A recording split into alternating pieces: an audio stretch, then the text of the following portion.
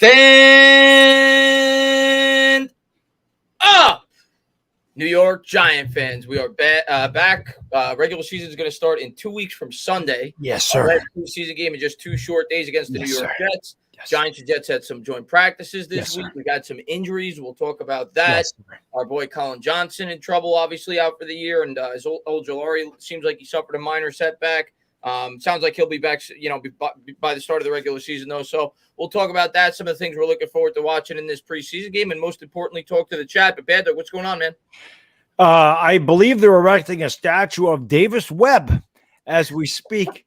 Chris, I gotta be honest, that could be the most fun I've ever had watching a preseason game. That was so much fun the end of that game. But yeah, man, another week down, the weekend's here. Looking forward to going to Cooperstown tomorrow, which I've been looking forward to that for a few weeks now. I haven't been to the Baseball Hall of Fame in years.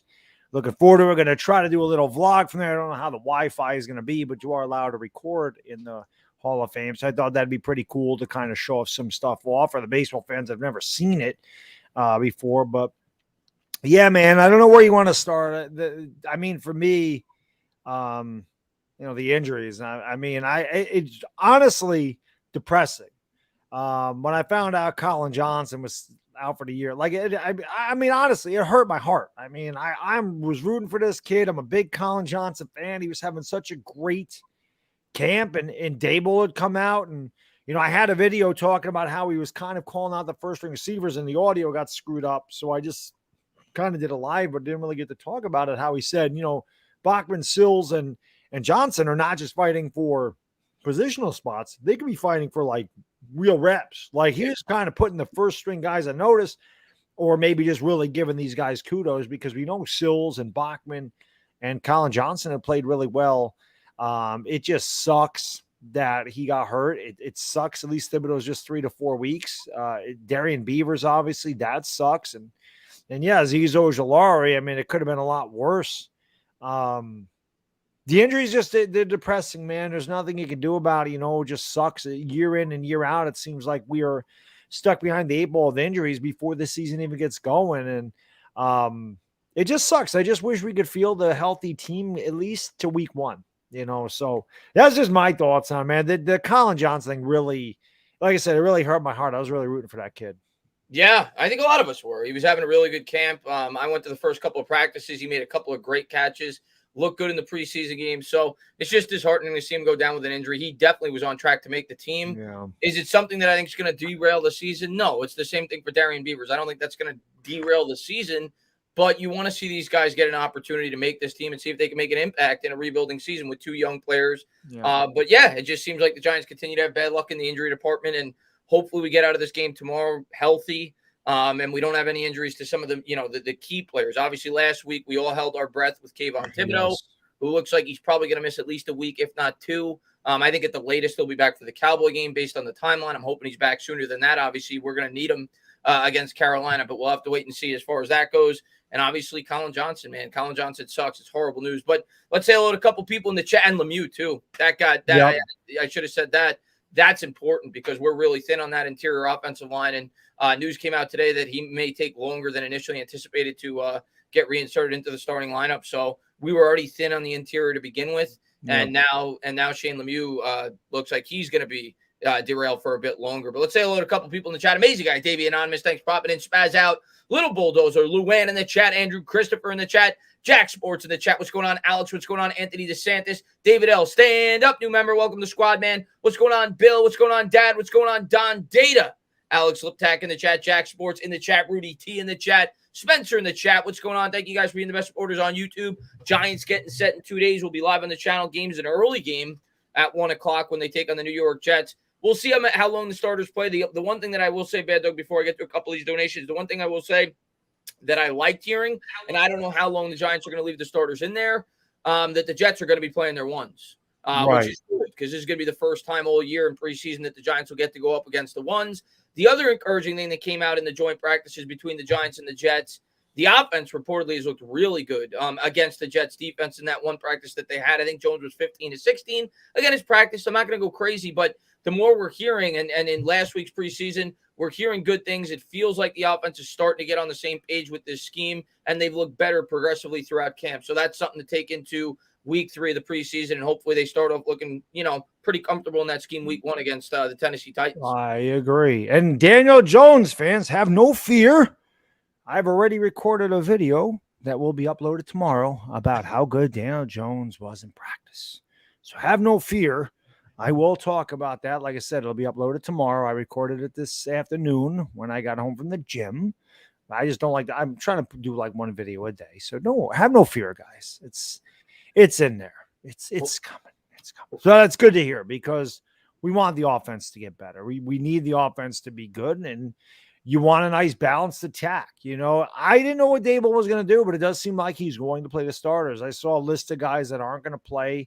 But it looked like, Barkley and Jones and Galladay, they were all on that list that they're going to play. And Kadarius Toney is questionable. He probably won't. But at least that Kadarius Toney's back in the field, which is That's good news. Yeah, Tony's been quite. Tony hasn't played yet. Hopefully, we get to see him. I'm not going to bank on it. I think they'll probably be cautious, with the final preseason game, but we'll see. Harrison, he says Rover Sports was right about Webb all these years. Yeah, and Harrison, thank you very much. Of course, Rover was always a huge Davis fan, and hey, he's the preseason king, man. I think he needs to go into the preseason Ring of Honor for the New York Giants, what he's been able to do these first 2 games. So hopefully he can keep it up and give us a 3rd game-winning drive. That was fun. That was fun. It was fun. And Big Moo, man, thank you very much, man. My main 2 men, glad to see you. We're glad to see you too, Big Moo, man. Thank you so much. Thank you to everybody for being here. Appreciate all you guys. What's going on, Christopher Ewing? What's going on, Spaz Out, man? Thanks so much for being here. But yeah, I mean, obviously the injuries are a major key point. What are you looking for in this final game outside of just staying healthy? And obviously you have to figure both edge rushers are going to be out. So you're going to get to see maybe a better look at guys like Roche, some of the back end edge rusher players on this New York Giants football team. Maybe a guy like Tamarian Fox could build off of last week. Yeah, he had a good week too. He had a really good game. And I don't know if you saw, I think it was on Instagram. I don't know if it was on Instagram, Twitter. I saw it somewhere where his mom went insane. Well, I love seeing that, man. I mean, how awesome is that your kid, it doesn't even matter if they don't make, just the fact that they're on an NFL squad, even at this point, just to be drafted, to be on an NFL team, you got to be super proud of your kid making it that far. But for him to have that massive hit and win the game for him, that was awesome. I just, that's the coolest thing. I mean, that's what it's all about. Seeing a mom extremely proud of her son, and man, he was all over the field. He was like a missile. Yeah. So yeah, I mean, I'm looking forward to the positional battles. Obviously, you're going to see a lot of the back end guys. I don't know if Slayton's going to play. I don't remember if he was on the list or not. I would like to see Darius Slayton get on the field. And obviously, that's another positional battle we're looking at. Bachman had a great game against Cincinnati. I think he had 11 catches for 122, 2 touch. I think he had 2 touchdowns. Bachman Turner overdrive, baby, taking care of business. David Sills has come on. So, Shep, I'm looking for, I don't think Shepard's going to play, but it's also nice to see Shepard back in the field, and hopefully Shep can stay healthy. We need everybody to stay healthy. Looking forward to seeing Evan Neal. He had a much better game against Cincinnati. Hopefully he continues to get better. He's obviously going to have some growing pains. It is what it is. He's playing right tackle. Right tackle. He was a left tackle at Alabama.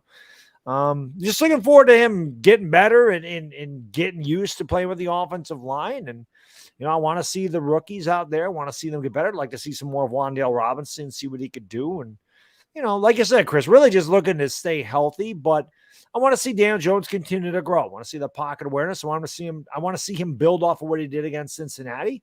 I think he can. And I'm just curious to see if we're going to see, a little bit more pre-snap movement and everything else. I wonder if the coaching staff will open up the playbook a little bit more against the Jets. So those are the things I'm looking forward to on Sunday.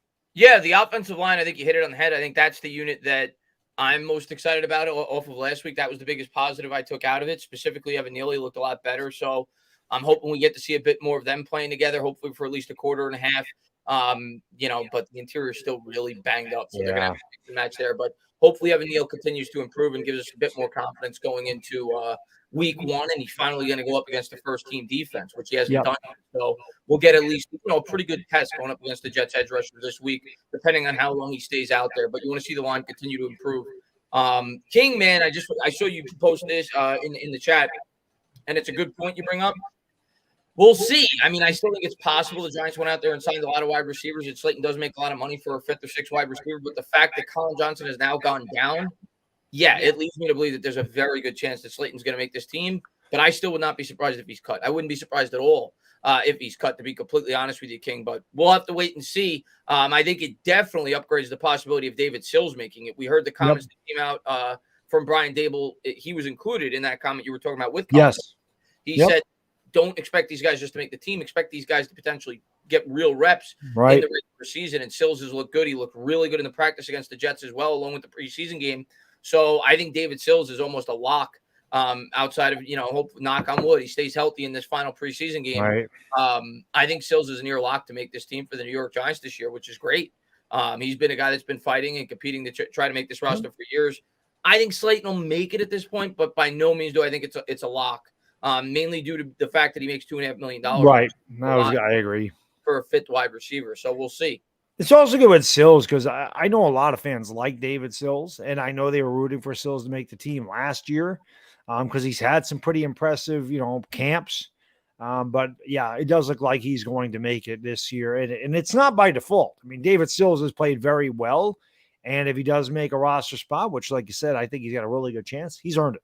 I don't think there's any question about it. He's earned a spot, and whoever our wide receivers are, let's hope when they're out there that they can contribute and they can produce. I mean, that's what we need. We need production from all players that are on that field whenever they're out there, and hopefully Sills can continue to get better and he can help us win some football games if he makes the spot.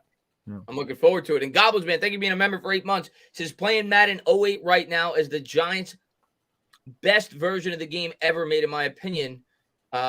Madden 2008. That's forever ago. I couldn't even tell you how that game was in comparison to others. Also has a lot of Giants legends. Hope you both are well. Goblin Man, thanks so much for popping in. And Big Moo Man, stand up, new member. Welcome to the squad. As far as I did find something funny about Madden. It just reminded me when I was reading your super chat. They showed the Madden quarterback grades from 2012 in comparison to now. And Eli Manning was a 97 in 2012 after the Giants won the Super Bowl, which is higher, I think, than any quarterback in the NFL right now.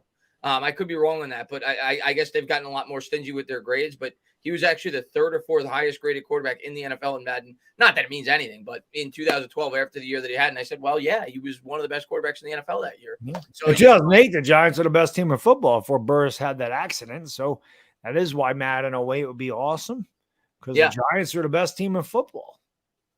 Yeah. Oh, no, I said 2012, Madden, after they won the second. No. I think he said he was playing 2008. Oh, so yeah. The 2008 Giants were that was the best team I ever saw, including the 86 team, because the 86 team had a lot of injuries to the offense, and the offense really struggled for a lot of the season. Sims actually threw more interceptions than touchdowns that year. It was Joe Morris and Mark Bavaro. They got hot at the end of the year, and they won a Super Bowl, obviously, but a defense carried them a lot of the year. The Giants had a big hiccup in the middle of the year offensively. 2008, man, they just mauled people. I remember they played Baltimore. Baltimore hadn't given up like 100 yards rushing to a team in like 2 years. And the Giants ran for 200 against them and walloped them 30-10. I mean, that's the type of – the Giants just were a sledgehammer of a team on both sides of the ball. They were top 5 in offense and defense. That was an amazing team that will always hurt me because I just feel like they should have won a Super Bowl that year as well. Of course. Now, maybe I'm greedy, but we could have had a dynasty, in my opinion, from 2007 to 2011. Yeah. The way I try to offset it in terms of thinking negatively is the 2011 team had no business winning a Super Bowl. So I kind of offset it with, we won a Super Bowl in 2011, but I'm with you. And at the end of the day, as a fan, you won all 3 of them. And the 2008 team was by far the best Giants team I've ever seen. And you had 2,000-yard rushers. Yep. They averaged 5 yards a carry as a team. They averaged 160 yards on the ground. They had 3 really good receivers. They had Toomer, Steve Smith, and Plexico Burris. That was a really They good were loaded. They were loaded. The They defense. were loaded. And this is even after Strahan retired. You had Kiwanuka, Umanura, Justin Tuck. Your secondary was still really good. They were a good team in 08. They were a great team in 08. Yeah, I see Chill Daddy says 86. Obviously, I can't debate that. You could certainly argue 86. I said that I saw. I didn't see the 86 team. But the 08 team was ridiculous, and it all goes back to that offensive line, man. The offensive line and defensive line for that football team were out of this world. Yeah. Big move, man. Thank you very much, Chris. Just subscribe to your channel. I appreciate it, man. Subscribe to Bad Dog the other day. Need and appreciate both you guys. Thank you so much, sir. And we appreciate you. Thank you for watching our channels and hanging out in the live streams. Terrence says, all right, here we go. Do you think OBJ comes to the Giants? I didn't get a chance to watch Bad Dog's video. I know that you told me, you sent me that you made a video on it, I think yesterday. I have not heard anything about the story in terms of that. I've seen people talking about it on Twitter. I've seen a couple of people talk about it. There's no way in hell Odell Beckham's going to be a Giant this year. 0% chance Odell Beckham's going to be a Giant. Oh, maybe not this year. But yeah. Well, this is what it was. So I was going to make a video on it anyway, but I had a lot of people, again, DMs, IMs, and it said, guy said, OBJ, we need you now at OBJ. We need you ASAP, no Rocky at OBJ at Giants. And he's like, well, I love my damn squad, and I always wanted to win a ring for the team. Yeah. And you know me, Chris, we've been doing this for a long time, and Odell Beckham was part of the team when we started. And I was an advocate of trading him. But I also said after they traded him, I couldn't believe they did it. But I also always thought in my heart that he's going to retire a Giant. I could see that. I have had that in my heart. I just believe he will. Now, again, I talked in the video about, is he going to be as productive as he was? Absolutely not. The guy's had multiple big-time injuries. He's in his 30s now. He's an older player. But what he would bring to the Giants, and again, not this year because he's recovering from ACL surgery. Number one, the fan base get fired up. People loved Odell Beckham. He would sell jerseys. He would sell jerseys. Right. Well, outside of Lawrence Taylor, I don't remember a fan base being so enthralled with a player. Not even Eli. Like, people loved Odell Beckham. And why not? The guy brought a lot of excitement here. He's the best receiver that I ever saw, that, talent-wise, I agree. Yep. That the Giants ever had. But what I think would happen with Odell Beckham, at first he was kind of immature. Obviously, he had a lot of weird things that he was doing, but I think that he's matured. I think he got humbled in Cleveland, and I do believe that he could help younger receivers. I do believe he'd be good in the locker room for these guys, because I do believe that he was matured and grown as a person. I don't know Odell Beckham, so maybe he hasn't, but it seems to me, as you get older, you're a family man, you got kid, things change. And I do believe that Beckham would not come in here looking to be the number one guy, but I do believe that he could help a lot of the young receivers, and I do believe that he could help a lot of the young players not fall into the pitfalls that he fell into, when he was young here in New York. So, again, is it a long shot? Yes. But what would the Giant? I mean, would you take a chance on him? I'll give my full thoughts on the whole Beckham thing. Now, in the future, I can't predict the future. I don't know what this team's going to look like. I don't know what his circumstances are going to be. This year, I don't see it happening at all. The Giants have very little cap space to begin with. Odell Beckham tore his ACL in February. So this guy will not play for possibly the whole year. And if he does, he certainly won't play to start the year. And you're talking about bringing in an injury-prone wide receiver to an already injury-riddled receiver group. So this year, I don't see it making a ton of sense. I can't talk about next year. If Beckham's willing to come back here in a really cheap salary, sure, why not? We don't have a great wide receiving core to begin with, but I'll speak from Odell Beckham's perspective. And I know that he said on Instagram that I don't remember the exact wording. I did read it on Twitter, that he'd basically be open to coming back to the New York Giants, which I would expect him to say. He should say he'd be open to playing for every team in the league. It's only going to potentially hurt his free agency value, but obviously due to his ties with the New York Giants, it's going to. He loved it here. I don't think. It's going to draw a lot of headlines, and I'm sure under the right circumstances he'd come back. But if I was Odell Beckham's agent, and I'm not speaking as a Giants fan, if I was Odell Beckham's agent coming up with 2 ACL tears, would I rather lead him to go, because he's probably only going to get a 1-year deal, regardless of where he plays, coming off the injury. It's going to be a prove-it deal. Would I tell him to go play with a rookie quarterback with the New York Giants, where you're probably going to have struggles with that quarterback, so on and so forth? or would I tell him to go to the Kansas City Chiefs, who have a limited wide receiving core as is? You get a chance to play with Pat Mahomes, or potentially go back to the Rams. So from Odell Beckham's perspective, I don't know how good of a fit it is with the New York Giants. Now, maybe he loves New York that much that he'd be willing to come back on a cheap deal, and maybe it would make sense. He made his money. Yeah, he's made his money. He won a Super Bowl. Yeah, maybe he would. But for this year, I don't think anybody's going to sign him this year. I'd say 0%. I could see somebody signing him late in the year if there's a Super Bowl contender and maybe they take a flyer on him, but it will not be the New York Giants. Yep. Yeah. But Terrence, man, thank you very much, man. Donovan, man, thank you very much, man. How about trading Slayton to the Jets for Mims?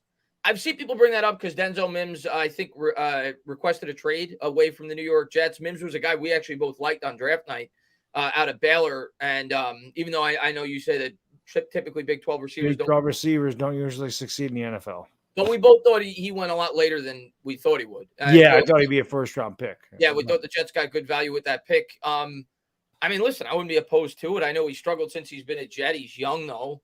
I wouldn't be opposed to it. And Slayton's not in the long-term plans of this football team. Yeah, Mims is also a bigger receiver. Receiver. I haven't gotten an opportunity to watch him. I'm not a Jet fan. I think I would guess it would cost more than Slayton personally, but maybe not. If you're asking me, would I do that deal? Yeah, I probably would. You have him under cost control for another 2 years, as opposed to Slayton will be a free agent at the end of this year, and he's cheaper, right? Because he was a second round pick. I'm assuming this year he's much cheaper than Darius Slayton. So I don't know if the Jets would do that, but as a Giants fan, would I be open to it? Sure. He as a fourth or fifth wide receiver for the team who's still young. Sure, I would see no harm in that. Right. I doubt it happens, but. Toasty, man, but we have made trades with the Jets before, right? I mean, Lawrence Leo. Toasty, he says, if Plax doesn't shoot himself, we win it all. No doubt. Yeah, I agree. I think that just completely changed the whole complexion of the offense once he went down. As good as that offensive line was and as good as the running attack was, once we didn't have that threat on the outside, teams just stacked the box. Especially against the Eagles, because he killed the Eagles. Yep. He was an Eagle killer. And it just killed the momentum of the team. So I agree. I mean, we say it all the time. We played both the Cardinals and the Steelers that year. I believe both games were on the road in the regular season before. We beat them both. We beat them both by 7 or more points, I think it was. Yeah. The two teams that competed in the Super Bowl, the Giants were 11-1 when he shot himself. We were by far the best team. You can't say for sure because things happen in the playoffs. We saw the undefeated Patriots go down, but we would have been the favorites, no doubt about it. John Letourneau, he says, hey, the clown show will continue minus Joe Judge. You may surprise some teams like Dallas. I would be happy in 17. Nobody saw the Eagles coming even when Wentz went down. So have the same energy this year. I don't think the clown show is going to continue. I don't know what your definition of a clown show is. If the Giants missed the playoffs this year, I don't consider it a clown show. We're a rebuilding football team. So I'm not going into the year expecting playoffs. I'm going into the year hoping that there's a sense of direction by year's end and this team's starting to grow and build something. But I'm not going to go into the year expecting 8, 9, 10 wins. I hope that they do it. But I'm not going to set those expectations. I realize that we're probably going to struggle on both sides of the ball in new schemes. We lost James Bradbury to the Eagles. And you got a lot of Gettleman's guys still there. Yeah, so I don't think it'll be a clown show. I think the team will get progressively better over the course of the year, and we will win 6, 7, maybe 8 games. That's my outlook on the Giants this year, and I just want to see progress. I want to see the offense get progressively better over the course of the year. The offensive line start to show growth. Evan Neal start to give us hope going into next year. This scheme overall. Looks like something that we could really build with. Right. Whether it's building a foundation, which Gettleman didn't do very well. So, Kayvon Thibodeau, when he gets back, hopefully by week 1, but if not, hopefully Wan'Dale Robinson produces, and so I don't need to be a clown show, but I'm going in with realistic expectations. I'm not going to say playoffs are bust. Yeah, we're not going to sit here and have quarterback sneaks on 2nd and 11, 3rd and 9 from on 4. Yeah, that type of stuff's not going to happen. I don't think Dable is going to throw a challenge flag at a scoring play. I don't think that type of stuff's going to happen. So I expect, like Chris said, I expect the Giants to, I don't know why I don't have the Yankee game on up here. I expect the Giants to be a team that, like Chris said, we're rebuilding. Joe Shane pretty much came out and said, don't expect much, but he doesn't want to promise you a victory. It's not like they're not going to try, but at the same time, you can't. They're rebuilding. Yeah. Listen, if we're going to make the playoffs this year, which I am not predicting, Daniel Jones is going to have a big year. I'm going to continue to say that because I don't see this team making the playoffs without Daniel Jones having a very good year. I'm not saying he's going to be elite, but he's got to be very good for the Giants to make the playoffs this year. And if he's very good, great. We keep him for another year. We continue to build. But outside of Jones taking that leap into at least being a borderline top 10 to 12 quarterback, I find it hard to see the New York Giants winning more than 7 games, maybe 8 games. But we'll see. It's going to be a fun year. We get to see the new scheme, the offensive line, the defense, and everything else. Lou, man, thank you very much, man. Where is Alex Bachman in the wide receiver depth chart? Does he even make the team? I think he's the type of wide receiver the Giants need. I like Alex Bachman. Alex Bachman, I liked him a couple of years ago. He got hurt. He was rumored to be at least on the precipice of making the team, and he got hurt right before the Giants made the final rosters. I think it was last year. It might have been the year before that. But I like Bachman. He's a crafty slot wide receiver. I don't really see a spot for him on this team, though, if I'm being completely honest with you. He had a great game last week. But, Lou, when you look at the fact that Sterling Shepard is now back, looks like he's at least trending towards being on the opening day roster. He may not start week 1, but it doesn't look like he's going to start on the PUP or the IR or whatever it may be. And you look at Wan'Dale Robinson, you look at Kadarius Toney, the Giants already have a lot of wide receivers that could work the middle of the field. I don't necessarily see a spot for Alex Bachman, even if the Giants don't bring back Darius Slayton after the Colin Johnson injury. That's just my opinion on the matter. Now, do I think the Giants will keep Alex Bachman if he's unclaimed, if they don't put him on the 53? 100%. I think we'll throw him on the practice squad, and if Sterling Shepard goes down or one of those other 2 wide receivers I mentioned goes down, he'll get a quick call up to the 53. But I am leaning that Alex Bachman will not make the initial roster week 1 for the Giants.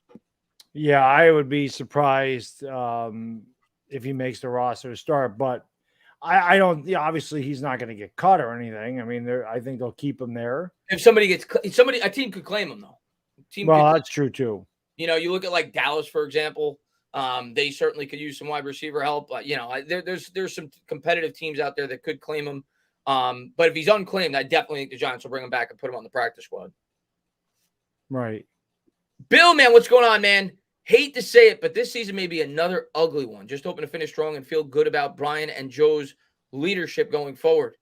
Yeah, I mean, Bill, I got to be real. I got to be honest with you guys. I'm not – last year, I myself and many other Giants fans got way too confident with the offseason that the Giants had. I think we were just excited to see, what we hope could be a competitive roster, something that the Giants hadn't had since 2016. I'm not going to set the expectations sky high this year. Could it happen? Sure. I mean, it's the NFL, but the Giants are really thin. Bill, if you want to be an optimistic fan and go into the year and say we can win 9 or 10 games, it's possible, sure, but you're banking on the fact that we don't have many key injuries anywhere on this roster because you look around this roster, Baddog, every positional group, for the most part, is very thin. One of our tackles goes down, we're screwed. One of the interior offensive linemen go down, we're in trouble. Saquon Barkley goes down. Matt Breed is your number 1. Or Williams is your number 1. Wide receivers, every spot for the most part on this roster is very thin, and it's going to take some time to build some good depth with this New York Giants roster. So I'm going to go into the year with realistic expectations. I'm not going to say that things are going to be rainbows and butterflies. I think it'll start off slow, and like you said, Bill, I do believe it's going to get better over the course of the year. I do think they'll start to pick up the scheme, and it'll look more developed over the course of the season, but I don't expect us to come out like gangbusters. I hope I'm wrong. I hope the Giants blow teams out the first 3 or 4 weeks, but I could see it being a bit of a struggle.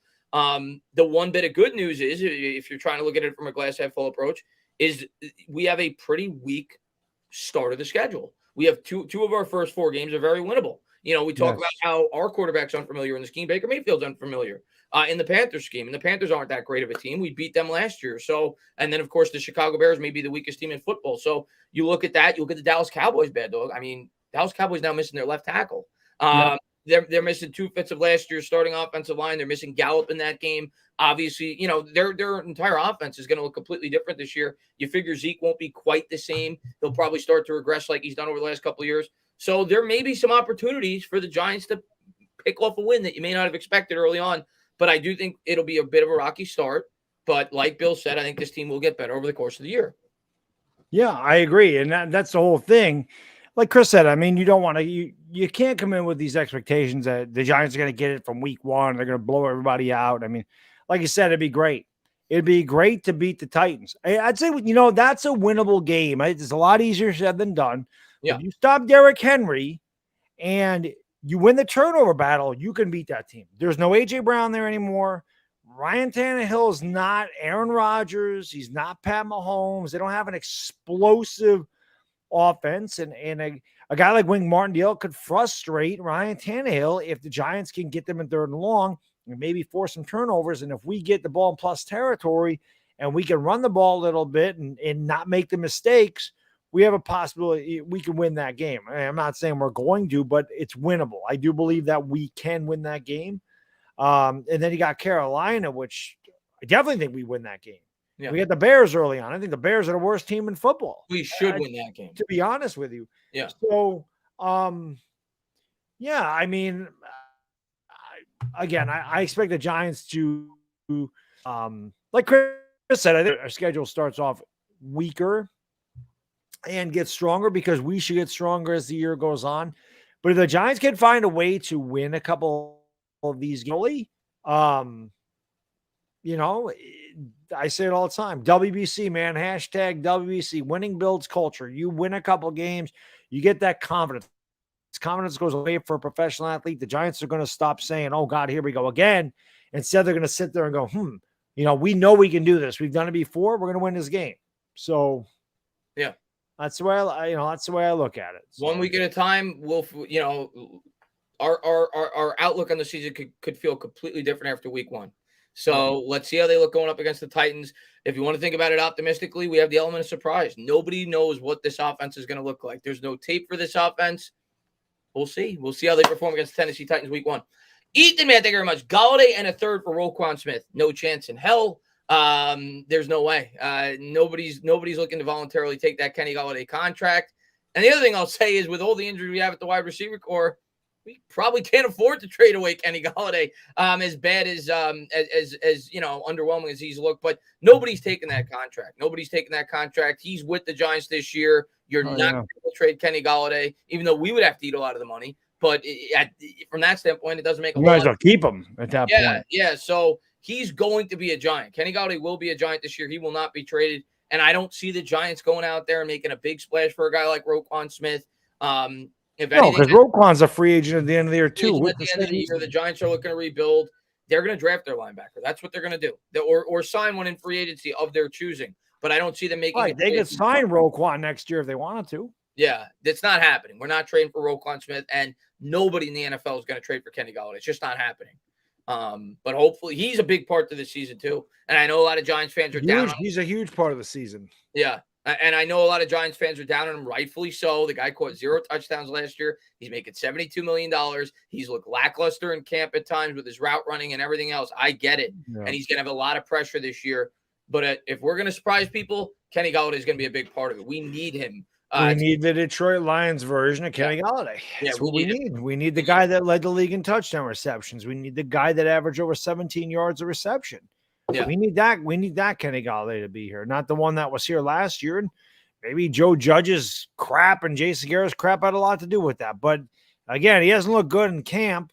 But a lot of people say it's just practice, Baddog. So we'll see. Hopefully, week one he turns it on. I don't really so much. Just catch a touchdown week one. You can have 30 yards, but catch one touchdown. Yeah, just catch a touchdown. Just have more touchdowns than me. Get the monkey off your back. Catch a touchdown. Right. Catch first touchdown as a New York Giant. Hopefully we see that. Yep. Don, thank you so much, Don. He says, I didn't see Golladay being here. He hasn't done anything in training camp. Why would he do anything in the regular season? Let's get Jackson. Are you talking about in the draft next year? Who's like this incredible wide receiver prospect that everybody's talking about? I think he's being mocked in the top 5 of every mock that I've seen out of Ohio State to pair with Wandell and Tony. I mean, Don J, to me, it's going to come down. Here's what I'll say. And I do think the Giants need a number 1 wide receiver for the future. I don't think that player is on this roster. Maybe my opinion will change at the end of the year if Kadarius Toney becomes this incredible receiver and he could stay on the football field. But I agree with you, Don. Right now, I do think the Giants will be in the market to draft a number 1 wide receiver or trade for a number 1 wide receiver, whether it be next year or the following year, the year after that. But what I'll say, Don, is if we're picking that high, because that's where that kid's going top 5 by all accounts.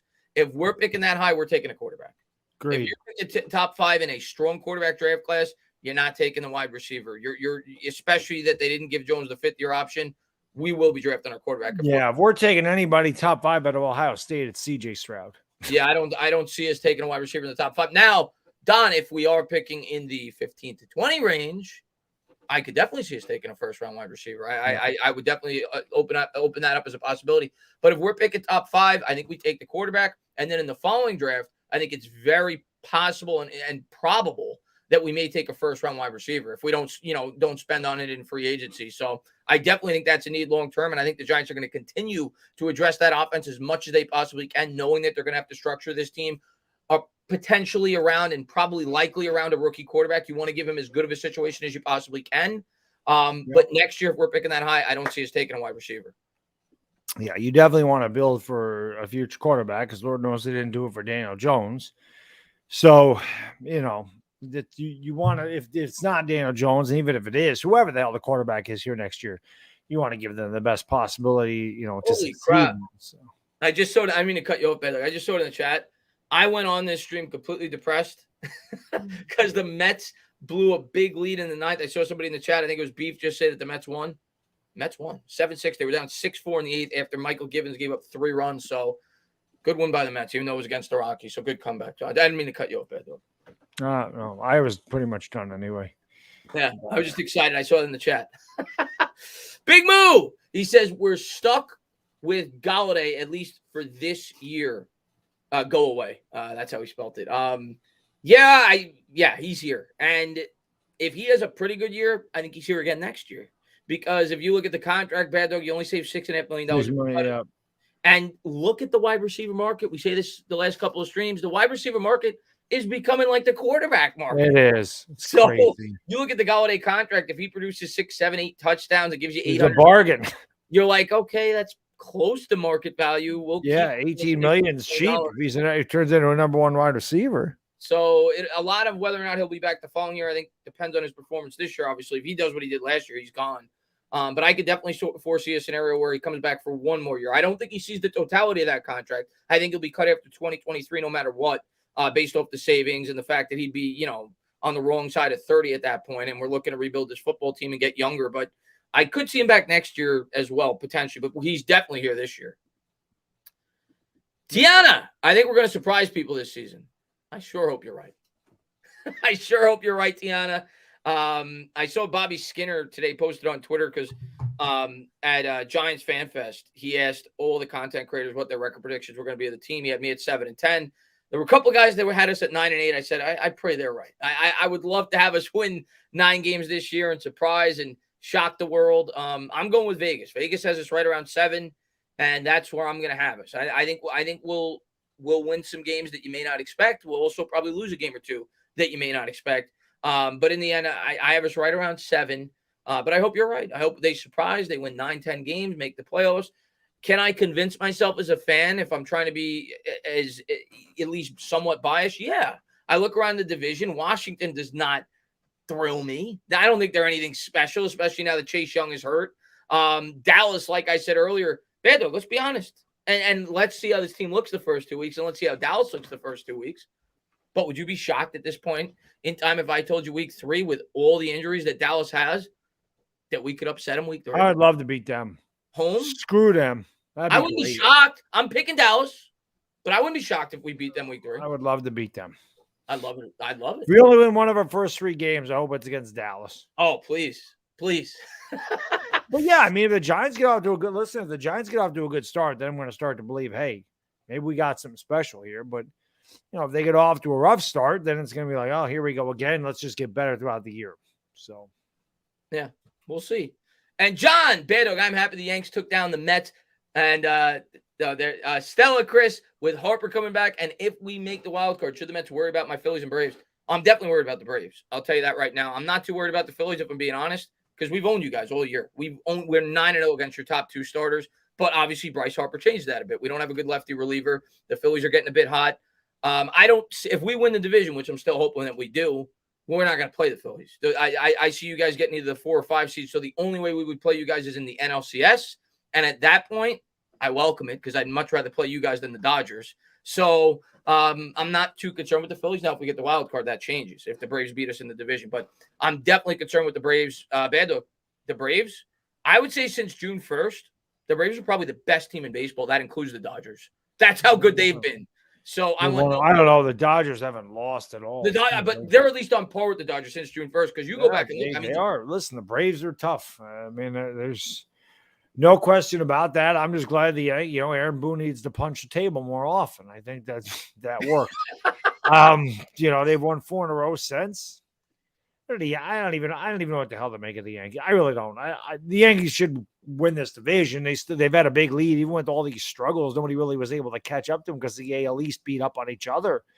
So we're going to win the division, and I don't think there was any question we were making the playoffs. But I'm worried about the Astros, and that's where I should be worried. I'm also worried about if we had to play the Blue Jays in a series, because I think the Blue Jays are just they could get hot. That offense is ridiculous. But yeah, man, I don't know what to expect of the Yankees. I'm just kind of rolling with it at this point. I hear that Cashman's going to come back. Yeah, a video about that eventually, but yeah, we'll see, man. It is what it is. I'm just waiting for October with the Yankees. Here's what I'll say. I think the Yankees have a much easier path to the World Series than the Mets. Yep. And I think you will get to the Astros, and then you roll the dice and see what you can do there. That's my outlook with the Yankees. I think you'll get to at least the ALCS. I'm going to favor the Astros when you get there, but it can happen. Yeah, That's 4-7. The Astros have had our number. I don't think there's any question about that. They certainly have, but we'll see, man. We'll see. I know I'm going to see Jeter's little plaque tomorrow. I haven't been there since. Oh, that's right. Cooperstown tomorrow. Yeah. I haven't been there since Mariana was inducted. So I'm looking forward to it. Awesome. Chris, man, thank you very much. I think Bachman would be a better kick return, punt returner than CJ Board. I've never really seen him return kicks. Maybe he's returned punts. I see CJ Board return a kick and fumble. I think if I had to guess, Baddog, I don't even think that Bachman would be next in line, though. I think it'd be Richie James.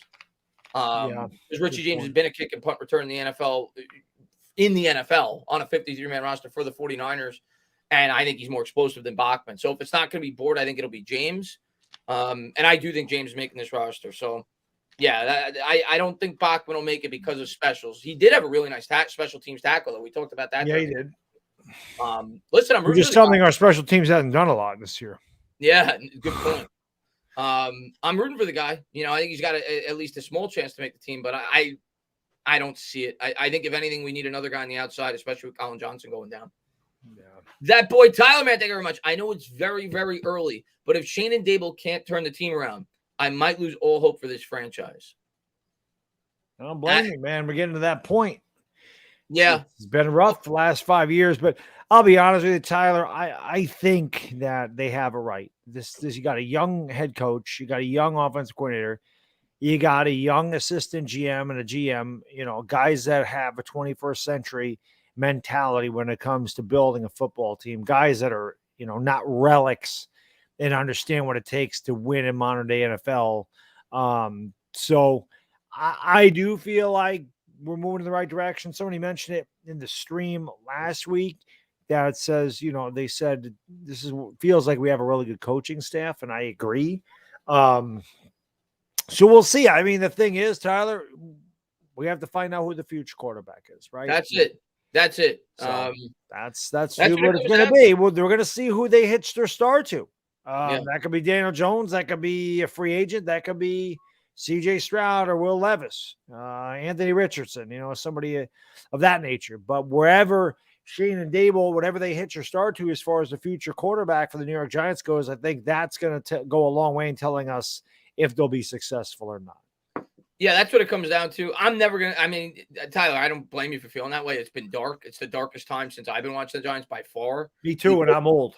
We seemingly pick top 5 every year. Yeah. Since 2016, we made the playoffs, and even before that, it was dark. It was kind of a one-off since our last Super Bowl, that 1 year with the defense. So I don't blame you for feeling the way that you feel. I will never lose hope. I will always hope that things will get better. But listen, it's the beginning of a new rebuild. All I'm going to tell you, Tyler, is my advice. Don't lose hope after this year. Don't go into this year expecting this team to move mountains and no. Realize that this is a process and give this new regime an opportunity. This new regime, get their guys in here because we have a lot of Gettleman guys. So like Chris said, let Shane build the team with his guys. Chris and I were more patient with Gettleman than a lot of people. I think we gave Gettleman 3 years to get it together, and last year was 4 pretty years. obvious. Gave him I think 4 after years. year 3, both Chris and I were like, if he gets fired, we understand. If they keep him, we understand. We weren't really one way or the other on. Last year was like, get him the hell out of here. Yeah, I say it all the time.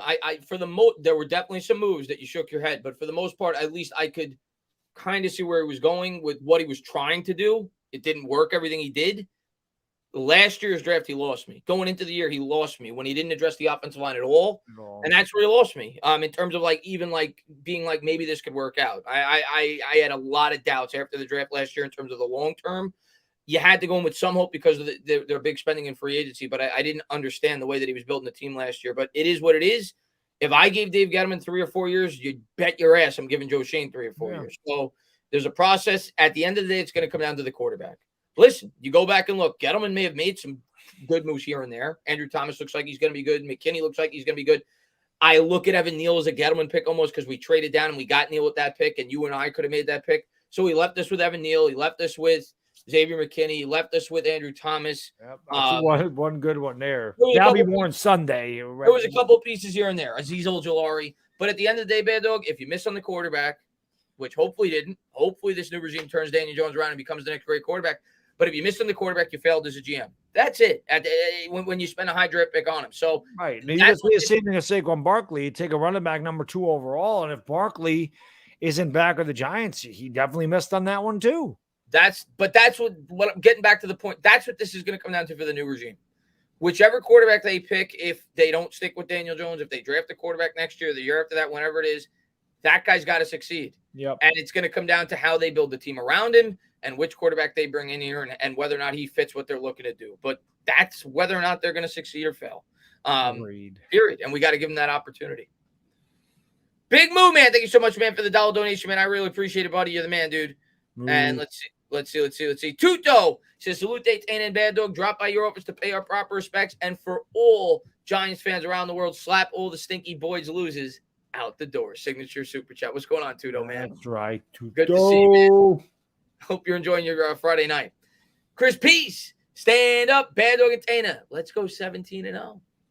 That'd be the greatest thing ever. That'd be the greatest thing ever. Chris Peace been drinking a little bit before the stream. We're not Eagles fans, so we can't really. We're going to go undefeated. I love him for it, though. I love him for it. And I don't know what kind of language that is. I'm going to guess Egyptian. Game 1 score prediction: Eagles to the hell zone. My game 1 score prediction: I don't know if you're asking the Eagles or the Giants, but I'll go with. I don't even know the Eagles are playing off the top of my head. Giants. I'm going to take the Titans by about a touchdown. So that's my way. Yeah, I would take the Titans in an ugly win, like 20-16, 21-13, 2016, something like that. Yeah, low scoring. Defensive battle, but I just feel like the Titans, they've been together for a while. They've had their head coach or system. They've been in the AFC Championship game. They got the experience. We're learning on the fly, kind of. I think it'll be close, though. And like I said, if the Giants can stop Henry and they can win a turnover battle, they can definitely steal a victory. I don't think there's any question Giants can steal a victory, and I'm hoping they do. I would love to be 1-0. One thing I really worry about in that game, they have one of the better interior defensive linemen in football, and our interior offensive line is So I definitely, that's one thing I also worry about in that game. But let's see what happens. Let's get there. A lot of rollouts, baby. Let's get there first. A lot of rollouts, misdirections. And let's see how we do. Chris, man, thank you very much. Motion. Yeah. Who do you guys think is the most underrated and overrated player on the Giants now? All right, I'll let you start on that, Baddog. Give me your most underrated and overrated player on the Giants. Jeez, I mean, it's tough because they got a lot of new players. Right, that's what I'm saying. Like, overrated? Like, at this point, you can't say Kenny Golladay because everybody thinks he sucks. Right, that's the guy that I probably would have picked. Yeah, I mean, based on his contract, he's overrated, but everybody thinks he sucks. So how is he overrated now? I mean, Leonard Williams, I don't know. I mean, does anybody think anybody in the Giants is really good where we can say they're overrated? Like, that's the thing. Like, we've been so bad. I don't know. Like, I don't know anybody that's like, oh, this guy's great for the New York Giants. Maybe Barkley. Maybe Barkley's the most overrated guy. We haven't seen him on the field. He hasn't been completely healthy. He had a great rookie season, but he's kind of been, he hasn't been Barkley. Now this year he looks amazing, and everybody's talking about explosiveness and all this other stuff. But I mean, if you're talking about one guy, maybe Sterling Shepard, like I don't know, because there's really, like I said, I don't know too many people like this guy's great for the New York Giants, and he's not. Maybe Leonard Williams. I don't really know if we have an overrated guy because I don't hear a lot of people throwing praises at people on the New York Giants. Underrated, it's my guy McKinney. I don't care how good McKinney was last year. McKinney doesn't get enough credit, man. This is a third-year player out of Alabama. He had 5 interceptions, 5 interceptions, 92 tackles, a touchdown last year. Should have made a Pro Bowl. And not a lot of people talk about Xavier McKinney. He also, when Blake Martinez was out, was pretty much calling plays for the defense and setting the defense. So he's a good young leader at 23. And it's one of the few draft picks I think that Gettleman got right. But to me, I expect McKinney to have a big year. It's kind of part of my video tomorrow. But I think that he's underrated. I really do. I think that he's going to be a big part of what the Giants do on defense, especially in Wink Martindale's system. So we'll see.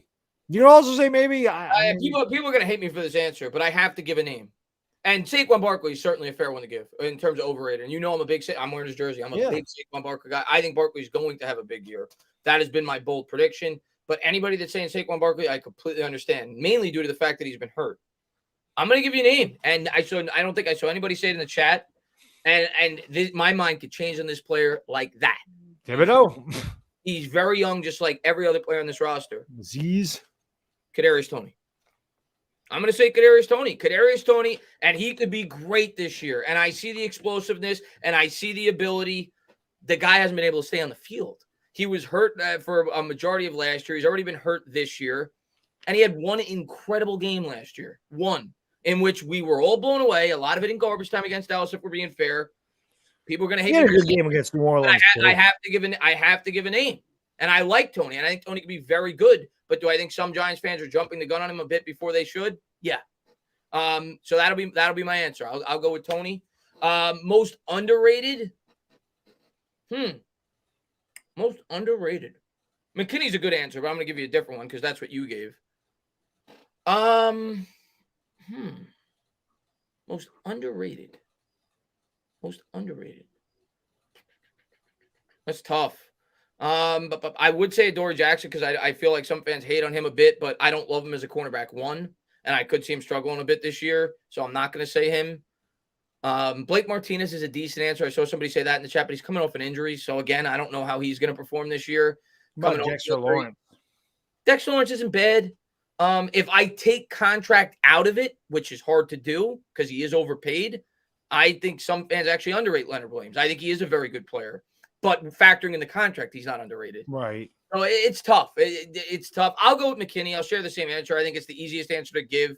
I don't necessarily think he's underrated by Giants fans, but I think he's underrated by NFL fans. Yeah. So I'll go with McKinney. And by no means am I bashing Toney. I think Toney could be very good, but I think he needs to prove himself a bit more, both on the field and staying healthy before I'm starting to willing to say that this guy could be a big part of our future. Right. That's why I'll answer that. But he certainly could completely change my mind by week 8 this year. So he's, that's my take on that. But Chris, man, thank you very much, man. Goblins are real. Thank you very much, man. Did you guys see Sills out there? The man is a beast. Personally, I think he has what it takes to be a wide receiver 3 or even 2. I mean, I sure hope so, Goblins. We need a guy to surprise, and maybe in the scheme and with his chemistry with Daniel Jones, he could surprise and get valuable reps with this team this year. He's looked good in preseason. But to be fair, Goblins, and I'm trying to be as unbiased as I possibly can, he's not going up against starters. I know in the Jets practice, sure, but in the game, he's not going up against starting cornerbacks. He's going up against second team, third team DBs. So let's see him do it when it counts. I know a lot of people were raving about Sills last year, and he didn't do much when he got the opportunity. Maybe in this scheme, he fits very well with his chemistry with Daniel Jones, and he's probably going to get opportunities this year. Our wide receiving core is not very good. We have a lot of injury-prone players. So there will be a time this year, if he is not in the starting lineup, if he's not getting reps early on, he's going to get reps. Because I guarantee you, some of these wide receivers are going to go down with injuries, and Sills will get his opportunity. So we'll see. Maybe he is one of those guys. Listen, we saw Victor Cruz do it, so it can happen. I hope he does. I hope he's a standout player. He's been working his ass off the last couple of years to make this team, and it finally looks like it's going to pay off this year. Big Moo. He said, and Big Moo says, not much, but got at least 15 friends watching and subscribing. Thank you, man. Of course, you appreciate that. It's going above and beyond, man. And anytime somebody shares a channel out, that's awesome.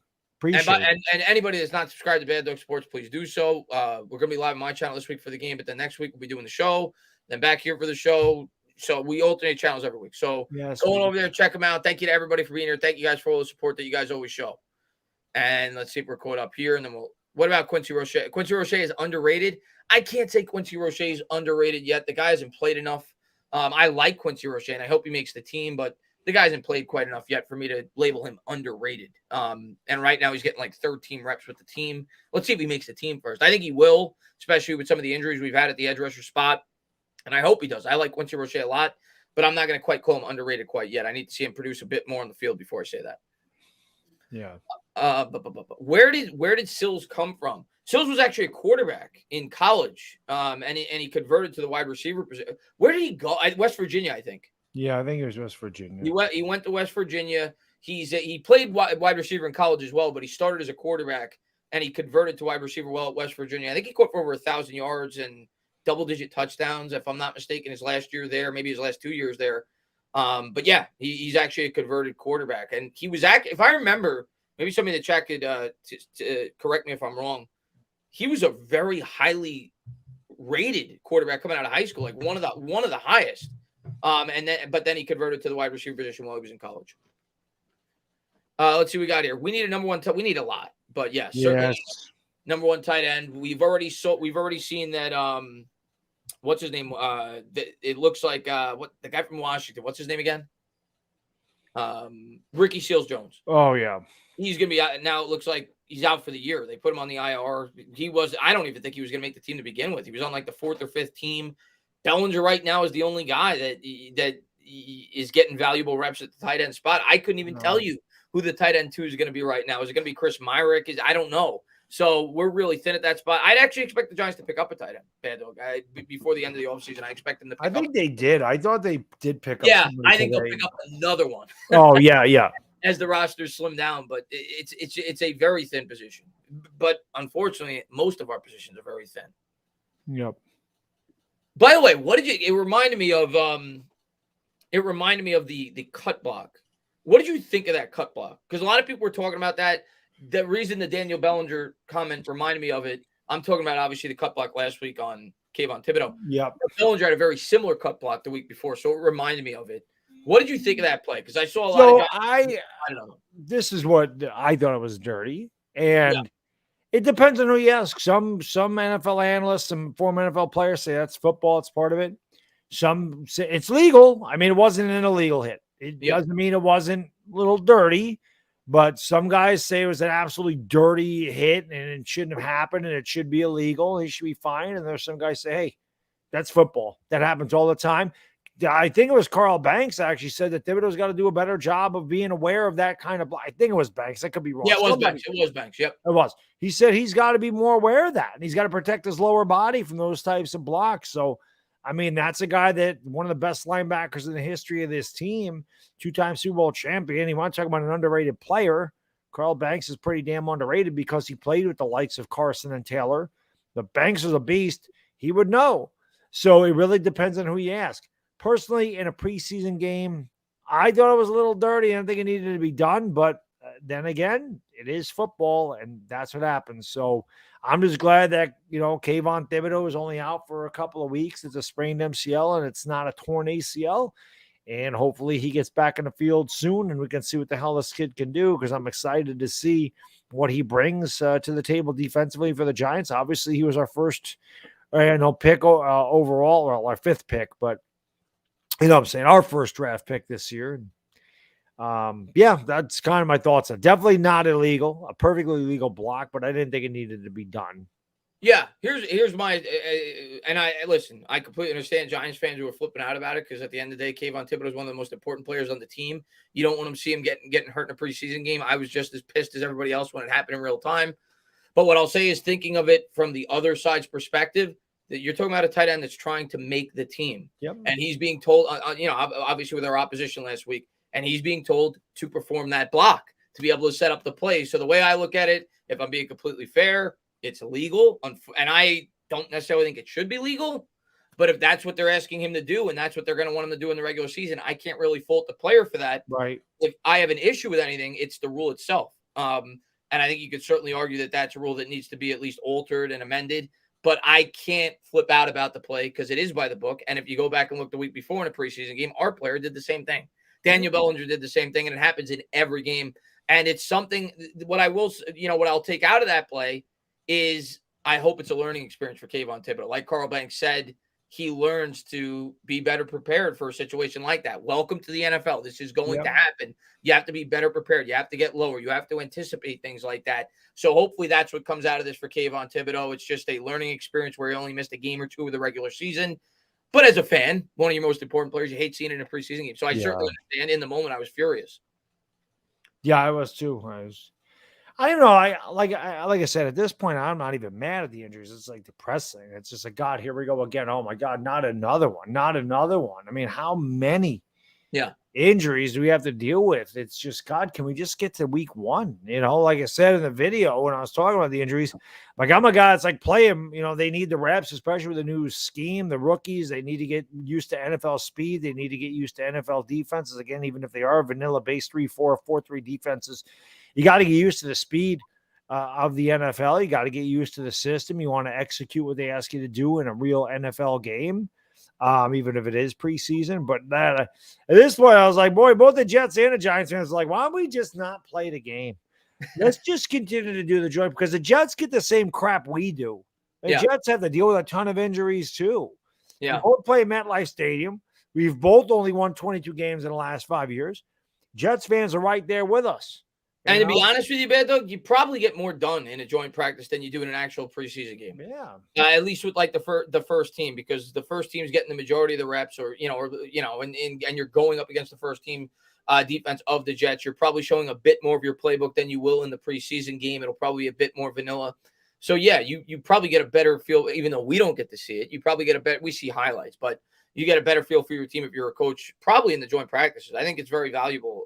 And the Giants and Jets both said that they plan on doing that in the future, which is good to hear because it makes sense. They play in the same stadium. So, and they play each other in the preseason.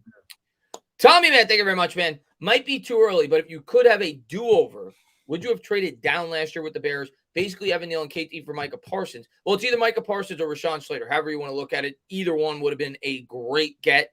If you didn't take Rashawn Slater, you would have taken Evan Neal this year, and you wouldn't have gotten Kayvon Thibodeau.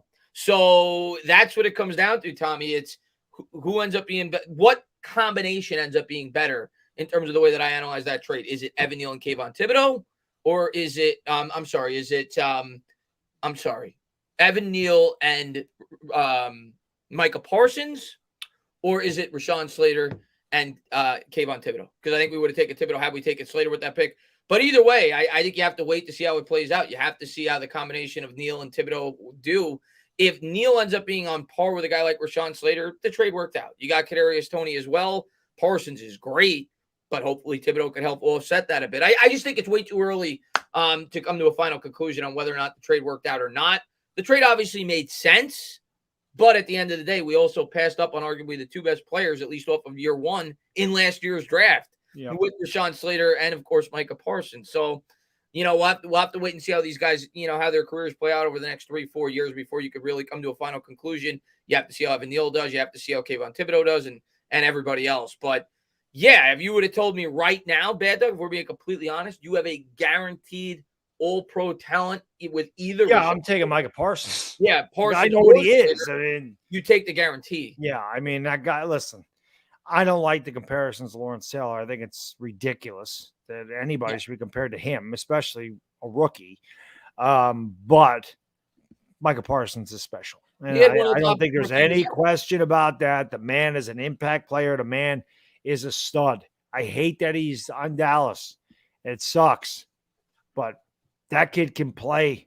He can play. That's a player. Yeah. That kid's going to be good for a long freaking time. So, yeah, I would have to go with what I know to be really good. But hopefully, Kadarius Toney can stay freaking healthy and Evan Neal becomes a stud. And Thibodeau. And so does Thibodeau. And then Yeah. we're good to go, but If Thibodeau becomes a top 10 edge rusher and Evan Neal becomes a top 10 right then we tackle, win. nobody's gonna be upset about it. Right. It's gonna come down to how the players perform that we ended up getting out of that move. But if either one of them falters and doesn't live up to the expectations, that they're given as they should be as top 7 draft picks, yeah, of course the trade's gonna look ridiculous. So we'll see. You got to see how it plays out over the next 3 or 4 years. But if I'm guaranteed either Slater or Parsons, I'm taking that right now because Slater had one of the greatest years ever for a rookie tackle in the history of the NFL last year. He played at a near all pro level as well. So you already have evidence with those two players, as compared to the players that the Giants ended up with. So you have to give it a few years before you can really analyze it. Dusk, man. You could have had Creed Humphreys, too. You could have had Creed Humphrey and Rashawn Slater. Yeah. That would have worked out all right. Yeah. Yeah, I'd say so. Dusk, man, thank you very much. And Baker looked really good today for the Panthers. Yeah, I didn't get to watch the game. I saw people talking about it on Twitter. It's preseason. I don't know. I don't even know if he was going up against the first team defense, but it's preseason. We'll see. The Panthers, I didn't even know there was a football game on today. Yeah, the Panthers. I saw one highlight. He fit a ball into a tight. I think Dallas is playing Seattle. Well, they played Buffalo, I think, if I'm not mistaken. But who knows? My guess is Buffalo probably didn't play their starters very much. You're talking about a team that they lost 21-0. So it's not, So how much can you really take out of that game? And I'm assuming the starters didn't play at all. Josh Allen didn't play. He's not in the stat. None of the starters are in the stat sheet. Yeah. So he looked good against the second team. I haven't, like I said, I've been a little under the weather today. So I got home from the gym, did my video, just kind of out. So I didn't see any of that at all. Yeah, we'll see. Baker Mayfield, I think, could be a pretty good quarterback. He's been that in the NFL before. Do I think he'll be the same he was with Cleveland? Probably not. I think Cleveland has a much better supporting cast. Now, last year, I think Baker faltered due to the fact that he was hurt. I don't think he was hurt. But do I think he'll be the Baker that threw like 27 touchdowns and 8 picks or whatever it was and was this close to knocking off the Kansas City Chiefs after Pat Mahomes went down and going to the AFC title game? No, for the simple reason that the Panthers don't have near the supporting cast that Baker Mayfield did. Definitely not. So could he be pretty good? Yeah, I think he'd be pretty good. I don't think he's a great quarterback, though. Tuto, he says, Chris, great show, fellas. I will have more time on hand to hang out and chat with everyone for the next 2 weeks. Good to hear, man, Tuto. Hope you're doing well, obviously, with your rugby season, and I know you're doing pretty good. So, man, thank you so much for popping in. Always, Tuto. Paisano. Grazie, paisano. Grazie. Let's see what we got. I heard that the coach would let Tyrod play with the first strings. He didn't give a damn about Davis Webb. Well, Davis Webb might not even – if we're not going with 3 quarterbacks, Davis Webb – he ain't making a team. We may go with 3 quarterbacks. Davis Webb, of course, familiar with Buffalo. So I wouldn't be shocked if they go with 3. I think Davis Webb could help Daniel Jones a lot. So I think there's a decent shot he can make this team. There were rumors that he may be part of the future coaching staff for the Giants as well. So we'll see. They may go with 3 quarterbacks, but Taylor's definitely the second string quarterback. Yeah, they paid him $17 million. He's definitely the backup. Now, Tyrod Taylor's not going to be the starter. Tell you that right now. Get that out of your head. But he will be the backup. He's here to be the backup for Daniel Jones in case he gets hurt. So Davis Webb will not be the backup. Yep. Let's see what we got. I don't know why the Giants can never get a good player that sticks with the team. It's like, well, because we don't draft well. Yeah, that's it. That's it. We don't draft well. That's the point. That's what it boils down to. The last player, Sterling Shepard. That's the longest tenured New York Giant. And that was 2016. That was 2016. So, and he's probably not going to be on this team. You're probably not going to see a lot of long tenured Giants because a lot of them are getting them guys. And Dable and Shane, they got no allegiance to these guys. So you could see, you could see Leonard Williams going next year if they wanted to cut him. You could see Saquon and Daniel Jones both gone. There's a lot of guys that they could get. Blake Martinez. There's a lot of guys. Dory Jackson. There's a lot of guys they can get rid of next year to save cap space if they chose to and decided to go a different route. We have to wait and see what direction they want to go. That's really it. So hopefully, Sean, these, Dable, Shane, Brandon Brown, hopefully they can get on the same page and they can draft well and we can get some guys that stick here for years and years and years to come. And we build what we had, when we got Eli and didn't draft Eli, but when we traded for Eli and had that team and built around Eli and won a couple of Super Bowls, one of the best teams in football for, a good, I'd say 8-year period between 2005 and 2012. So hopefully that's the case again with these guys. And I just have a good feeling about them. I do. So Yeah, I mean, and to recap, Sean, when you go over our draft history, you look at Jerry Reese. Jerry Reese, after 2011, drafted horribly.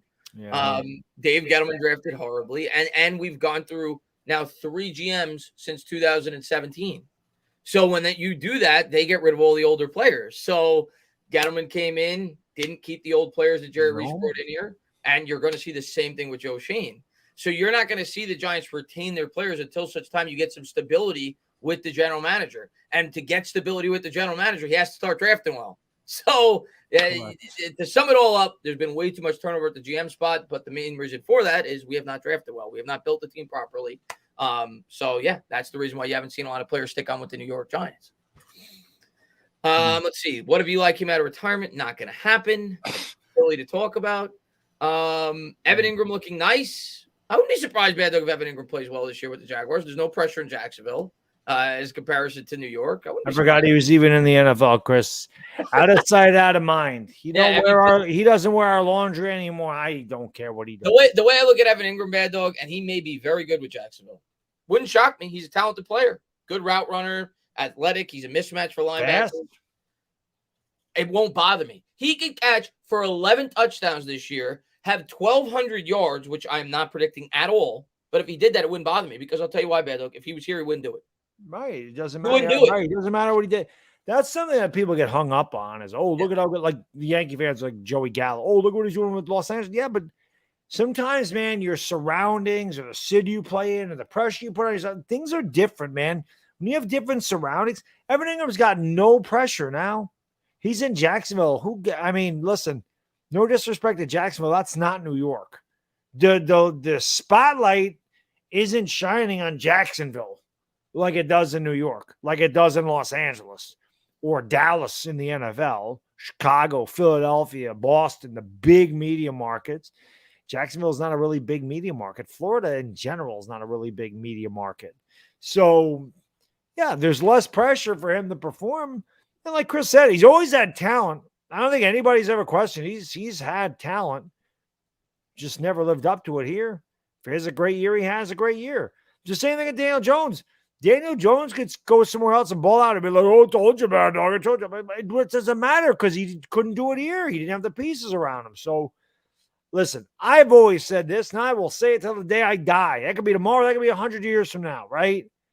I'm a fan of the team. I'm a fan of this. I'm a fan of the name on the front of the jersey, not the back. When they're not Giants, I don't really care what they do. Yeah. I care about winning games for the Giants. So if a player is playing on the Kansas City Chiefs right now, I don't care what he does. But if he came over here for the Giants, then I would obviously care. Like, I didn't care what Kenny Galladay did. I didn't care what Kenny Galladay did for Detroit. Yeah. Once he comes over here, I give a damn. It's the same thing to me with like Beckham. Like Beckham obviously had struggles with Cleveland mainly due to the fact that he got hurt. Yeah. And then Beckham went to the Rams, and obviously he played very well. But the way I looked at it, Bad Dog, was he's not doing that with the Giants. Do the Rams have McVay? Do the Rams have Matt? Get out. That's Judge, baby. That's the MVP. MVP. There you go. But that's the way I look at it, man. It's like Beckham wouldn't have done that with the Giants last year. It's the same thing with Evan Ingram. He's not doing that here. He's a head case. Ingram. That's right. And again, I'm not rooting against Evan Ingram. Yeah. Like, I'm not like I hope Evan Ingram fails. I just don't care what he does. If he's good, awesome. If he's not good, I just don't care. When they leave here, it just doesn't matter to me unless, again, I'm not a fantasy football player really. So I don't know. I'm just not a player fan. I'm a team fan. I mean, I have my favorites on the Giants, I have my favorites in the NFL too, but like, it's not that big of a deal if Evan Ingram has a great year. I hope he does. I'm not sitting there going, God, I hope Evan Ingram sucks. Yeah. I don't care if he's good or not. I got nothing against Evan Ingram. He just didn't play well here. Yeah, I'm just trying to unhide everybody. I think my dad just blocked like 6 people by accident. So I just saw that pop up. So let me just unhide you guys real quick. I don't know what happened because a lot of those guys are really good subscribers of mine. Oh, that happens sometimes. You're using an iPhone or something, a stupid thing. Well, it does that to me too. You hit it by accident. Yeah, I just want to make sure. Hopefully they're all unblocked. I'll try to go in after just in case. But Tuno, man, thank you very much, man. I destroyed my former team where I was originally drafted single-handedly on last Sunday, and league officials fined me and suspended me for 2 weeks. Jeez. Well, I guess that's why he's got 2 free weeks to hang out with us. Oh, there you go. That's the. Well, we'll try to get you over it before you get ready to play next week too, though.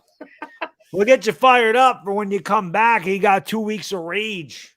Yeah. And Zach Attack, man, thank you very much. Missed you guys this offseason. Ready for the new season and new beginnings for the G-Men. Looking good, Chris. Almost didn't wreck. Well, I appreciate that, Zach Attack, man. Thank you very much, man. I appreciate that. Thank you so much for watching. And yeah, I can't wait, man. I can't wait till we have real football to talk about. Like, I'm getting worn down. Of course. I got nothing to talk about right now. Once the regular season comes out, there'll be a ton of content. There'll be a lot of videos. There'll be a lot of live streams. Right now, I'm just waiting. And I can't wait for the regular season to start. I'm worn down with the preseason talk, just as much as you guys. The week before, I'll start to really get amped up, and I can't wait. I can't wait for football, and hopefully the New York Giants start to surprise some people. Awesome. Nations, what's going on, man? Hey, Dan, how's it going, man? Sorry for not commenting as much, but I still watch every streaming video. Glad to see the consistency with you and the Bad Diggity Dizzle. Love you guys. Peace and happy. Good to see you. He's been here since like day one. He's one of the first ones. One of the OGs, man. Yep, definitely. One of the OGs, man. And good to see you, Nations, man. Thanks so much for popping in. Yes, Big Moo. Judge hit a 3 at homer. Yes, he did. Dust Thunder says, I just want Baker to do good because I hate the Browns. Yeah, well, you should. You're a Steelers fan, Dust Thunder. So I would hate the Browns too if I were you. So I think the Browns need to pick up Jimmy Garoppolo. That's just my opinion on the matter. I think they'd be stupid not to if and when the 49ers cut him, which they're going to. Because I was talking to my friend who's a 49er fan, and it somehow saves them a ton of money on next year's cap if they cut him before the year starts. So because of the carryover rule or something like that. So they're going to cut him, and I think the Browns will pick him up. I think he's a perfect transition for obviously when they get Watson back.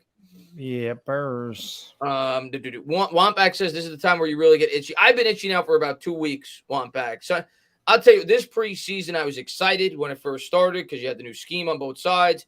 And then you started getting the overreactions, and I understand it because the team's been so bad. But you started getting people that were destroying Daniel Jones for every incompletion he made in the practices. And I was just like, I'm done with the offseason. Get me to the regular season. See, I think the itchiness is going to be the week in between. Like, at least when you have a preseason game, it's football.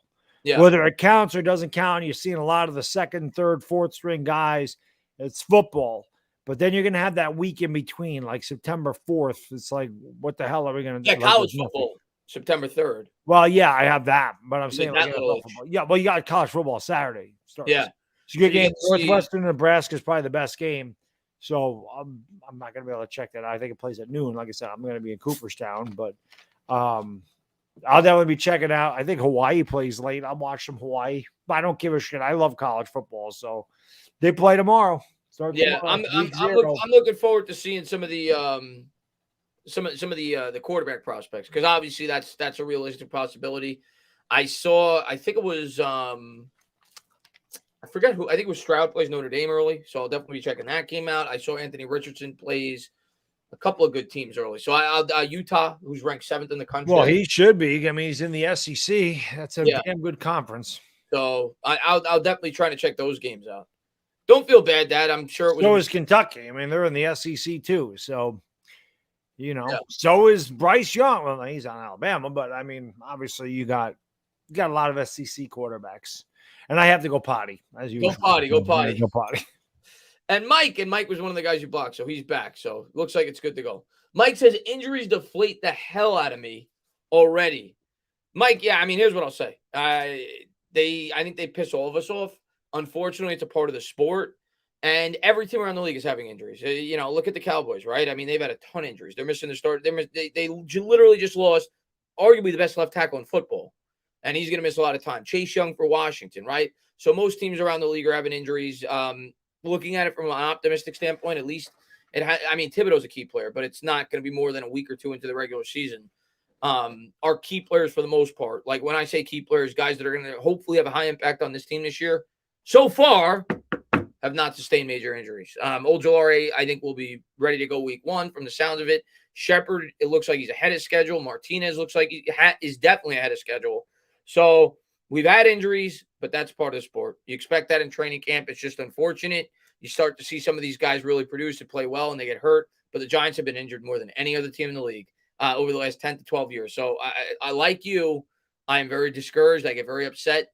But it's a part of the sport. It's going to happen. We just got to hope that our high impact players, Andrew Thomas, Evan Neal, Daniel Jones, Saquon Barkley, Kayvon Thibodeau gets back soon, Azeez Ojulari.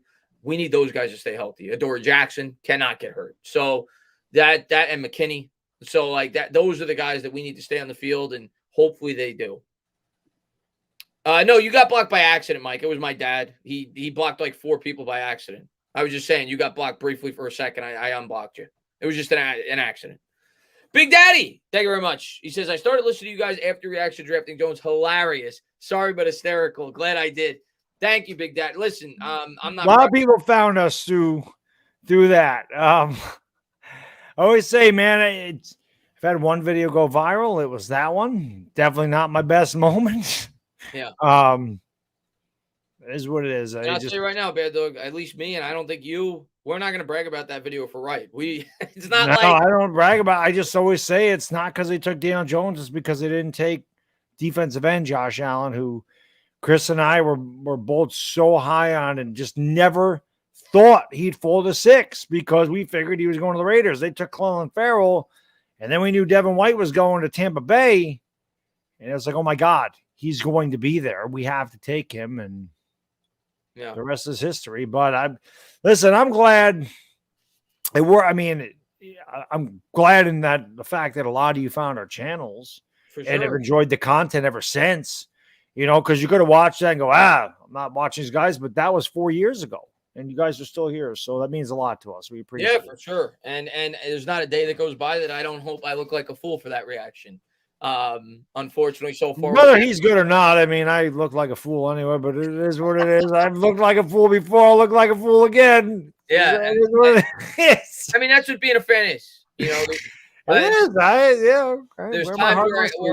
There's times where I try to take the fan out of me when I try to be unbiased, but at the end of the day, we're both fans. So there's going to be times where we react crazily, and that was a moment. That was, rationally speaking, if you're somebody that's trying to be, as completely unbiased as possible, you don't overreact to that. You say, all right, this was their quarterback. Let's give them the opportunity. But we're fans. We're going to overreact at times. I don't think we're the only ones that reacted. 90% of the fan base, 95% of the fan base reacted at least in a similar fashion. So it is what it is. And hopefully Jones proves us wrong this year, man. That's all you can hope as a fan. And if he doesn't, let's hope we're in love with the next quarterback that they bring in.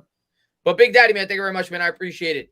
And Don J, man, thank you very much, man. Bro, no disrespect, but nobody cares about Kentucky or Nebraska. Alabama is where it's all at, followed by Georgia and Ohio State. I mean, nobody cares about them. I'm just saying Nebraska Northwestern is the best game tomorrow. But nobody cares about Nebraska. They lose 9 games every year. Maybe you slightly care about Will Levis if you're a Giant fan. I mean, nobody cares about Kentucky, but Will Levis, absolutely. But is Kentucky championship contender? No, you're right, Don J. Those are your 3 contenders. The best, I mean, Bama, Georgia, and Ohio State. Those are definitely 3 of the best teams in college football, and I think Georgia's got a really good chance to do it again. It's hard to repeat, though, but I think Georgia's got a good chance. Even though they lost a lot of guys in defense, man, they're stacked. So we'll see. They got a good test right out of the gate. They play Oregon. That'll be a really good game. That is a good game. So looking forward to that. And Big Daddy, man, thank you very much. It was great. Ultimate fans. Appreciate it, man. Appreciate it, man. And hopefully we don't have any moments like that this year. Don't I ever say people can get mad at me for my opinion. I'm just a fan. That's it. I'm not trying to be ESPN. I'm not trying to be an analyst. Not trying to be professional here at all. I'm just a fan. Like each and every one of you guys and girls. I'm just a fan. I may have we're always gonna have differing opinions. That's human nature, but I'm just a fan. I love the Giants, man. 38 years. My 39th year watching this team. Almost 40 freaking years. I'm old enough to, I started watching the last damn linebacker they drafted in the first round was Carl Banks. This is the year I started watching him. So it's a long time ago. Yeah. Damn, I'm old. Damn, I'm old, man. Almost 50. You're going a couple of years away from 50. You don't look a day over 12. You're good to go. Well, I had the beard when I was 12, so that's about it. And Pimp named Slickback, man. Thank you very much, buddy. He says, let's go, G-Man. I got us winning 5-7. Moderate expectations. And shout out to my guy, Joe Shai. Finally, an owner who has a backbone in the NBA. Yeah, he stuck to his guns. Looks like Durant's coming back. So if you're You're a Nets fan. You're certainly happy about that. You obviously weren't hoping that you were going to have to trade the guy. So I'm sure you're happy about that. But yeah, as far as the expectations, I think those are fair and realistic expectations. I think 5's my floor this year, and maybe I'm more optimistic than I should be. I think that's the absolute worst case scenario for all the things that I've said, and maybe I'll be wrong. Maybe they'll win 2, but I'm going in with a 5 as a floor. Oh God, we can't have a year where we win 2 games. I can't do it. I can't. But I'm I just can't saying get to a 2-15 they always year. find a way to disappoint. So, but I can't do a 2-15. I've given my reasoning for the 5 as the floor. The fact that I can't see us getting as hurt as we did last year. The fact that we're playing a cupcake schedule. And the fact that Tyrod Taylor's the backup. So he could come in and not embarrass the football team. So I think our floor is higher than last year. And I think the ceiling's probably about 9. But I've got us in the middle at 7. So that's my outlook, Pimp, on the Your dad said, I'm 68. You're a young man, dog. Well, I guess it's just perspective, Signore Guzzo, because ask a 17-year-old if I'm young. So it's all perspective. I don't feel there's days I feel my age. There's days I feel like I'm 26 and I can conquer the world. Today's not one of those days. Today's a day where I'm definitely feeling my age. I left the gym. I was exhausted. I was sore. I'm like, yeah, I might have overdone it today. You're not 26, but yeah, we try.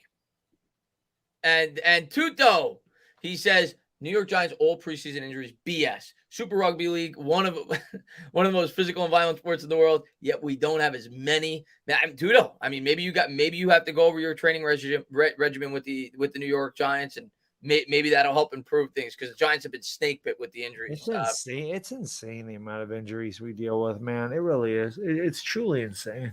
It really is. Dylan says Giants will probably draft Will Levis if DJ doesn't. I mean, why do you say that? Like, I have no idea who they're going to draft the quarterback. I don't know where we're going to be picking, but why would it probably be Will Levis? Like, I don't know. Like, I don't want Will Levis. The dude puts mayonnaise in his coffee, man. I don't. Yeah, I'm not. I mean, again, my opinion may change over the course of the year. I would have been like, why would you want Joe Burrow before that college year started at LSU? So, we'll see. I've seen a little bit of Will Levis. I've looked at some of his highlights. He's got a strong arm. I'll say that. But he's definitely awareness isn't good. He's not the guy I'm pounding the table for. One read guy. Yeah. Let's see. Yeah. Let's see at the end of the year how these guys look. But Don J, he says, I'm a Giants and Bama fan. Georgia will get beaten down by a pissed off Bama this year in the rematch, and go Giants. No, they may play twice again. They seem to play twice every year. Obviously, they have the one, and then they have the championship game.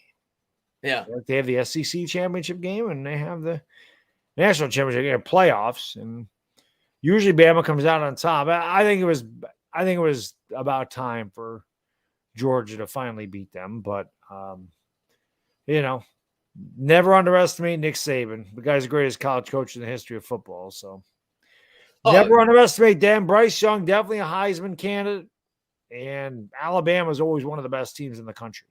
That's why, even though I'm a Sooner fan and I watch a ton of Big 12 football because of that reason, and I can't wait for the Sooners to move to the SEC because that's the other conference. Now, the Big 10 got a lot better, so I pay a lot of attention to the Big 10 as well. Wisconsin's gotten really good. Obviously, got Michigan State, Penn State, Ohio State. So there's a lot of good teams in the Big 10. Never been a big ACC guy as far as college football goes, but I love the SEC. I think the SEC is great. I think the rivalries are great. There's a lot of really good teams in there, and there's some teams like, South Carolina and Tennessee that if they played in a different conference, they'd probably be the best team in the conference. So the SEC is stacked, and I always look forward to SEC games. I love the SEC football. I love it. So I'm looking forward to Oklahoma and Texas. More than half your first-round picks are usually out of the SEC. So I'm looking at it right now. I was just curious as you were talking who the favorite. Alabama is the favorite. They are plus 190 to win the national championship this year. Ohio State is second at plus 320. Georgia's third at plus 425, and then Clemson at plus 1200. So those are the three overwhelming favorites of the three I just mentioned. And Alabama should be favored. They're always going to make the playoffs. They're always in the thick of it, and they always have as much talent as anybody in the country. They got the best college quarterback going into the year. So. Yeah. So, and Dylan says that's if Young or Strider off the board. Yeah, I mean, listen, Will Levis is one of the 5 or 6 names that I'll be looking at this year in college football, but I will see. I'll see how he plays. I'll see how all the other guys play and, see how they look on film and everything else. So Yep. It's a long season. I'm not even thinking about who we may draft until such time that I know we're not keeping Jones. But I'll definitely look at it over the course of the college year because I know it's a distinct possibility. But right now, if you ask me, Will Levis would not be near the top of my list in terms of the guy that I want. But that could obviously change as the year progresses. Yeah. Let's see. Odell better come back to New York. We already talked about this, but eventually his jersey has been collecting dust in my closet for years. Yeah, he's a fan favorite. But if you ask me, do I think he could come back before the end of his career? Yeah, sure. Do I think it'll be this year? No. Do I think it'll be next year? Probably not. Due to the fact that there's a high probability we'll have a rookie quarterback, and generally speaking, both for the Giants and for Odell, I don't know if it's a great fit. The Giants, you see what, and maybe Odell, like Baddog said, has matured. You saw how he handled the Baker Mayfield situation when he was upset. Maybe that scares you a bit if you're the Giants. But even if it doesn't, if you're Odell, are you jumping at the opportunity to come and play with a rookie quarterback when you have the opportunity to play for, say, the Chiefs with Pat Mahomes? They need receiver help. I would sign like a $1 million deal there if it gives me the opportunity to strike it big the next year if I have a big year. So we'll see. This year, it's not happening. We have no cap space. And he's probably not going to play till at least week 10. So if anybody's going to take a shot on him, I think it would be a team that feels like they could, contend for the Super Bowl. He tore his ACL in February. He's not coming back after 6 months. So I don't see it happening this year. Next year, at least it's somewhat possible. Man, our Giants fan. Hey, if there's any Yankee fans in the chat, how good is Oswaldo Cabrera looking right now, man? That kid is raking. Not only has the kid got a glove and all the different, he just got picked off, but he has looked great to plate. Switch hitter, 7 out of his last 12 with a couple of doubles, man. Injecting some youth and some life into the Yankees. But I just want to throw that out there, man. The kid's raking right now. It's good to see. It's always some youth on this team. Always exciting when the team calls up some prospects, man. Yep. I love when the Met, like they called up Beatty. I was excited. Dyer, man, thank you very much, man. What's up, fellas? Just everyone else. I am so sick of these injuries. Change the trash turf. So many favorites are gone. Yeah, I mean, listen, if that could even help 10% of these injuries, I say it all the time. I don't think it's bad. I don't think it's the only reason, or probably even the main reason, but it's definitely part of the reason. And if we're averaging 30 injuries a year, if it cuts down 3 of them, it's worth it. So I think it's something that the Giants and the Jets need to look into next year. So I think everybody's on board with that at this point. It's just a matter of whether or not Mara's going to make the change. Hopefully they do it next year, man, because it's certainly not helping. Don J, he says, Will Anderson has been compared to Derek Thomas. Yeah, a lot of people have talked about him as a top 5 draft pick next year, too. That's how great he has been for us at Bama. He's going to be a way better prospect than Chase Young. That's saying a lot. Now, what I will say about Chase Young, if I remember correctly, it was more about his upside. Like, he wasn't necessarily as, technically advanced as, say, Bosa was coming out of college. But the upside, similar to a Jadeveon Clowney, I think that's why people frequently compare him to him. Maybe Anderson's more technically advanced, but Chase Young, in terms of his raw power and athletic ability, was definitely a premium prospect coming out of college. Alabama always has some of the best defensive prospects in the country. Oh, for sure. Alabama's got some of the best players in the country, so that's why they're a perennial championship contender every season. Who doesn't want to go play for Nick Saban? They have great recruiting staff there. And when Saban's your coach and you have all that history, especially the recent history, people are jumping to the chance to go to Bama. Yeah, for sure. I just want to shout out Craig, man. He's always great on Twitter. He's always been a great supporter of mine, going all the way back to my original days on Twitter. Came in and said, stand up. What's going on, Craig, man? Thanks so much for popping in. Dyer says, love the youth. Yeah, man. Yeah, talking about Cabrera. Oh, both the Giants and the Yankees. But yes, the youth has definitely helped that Yankees start to turn around for sure.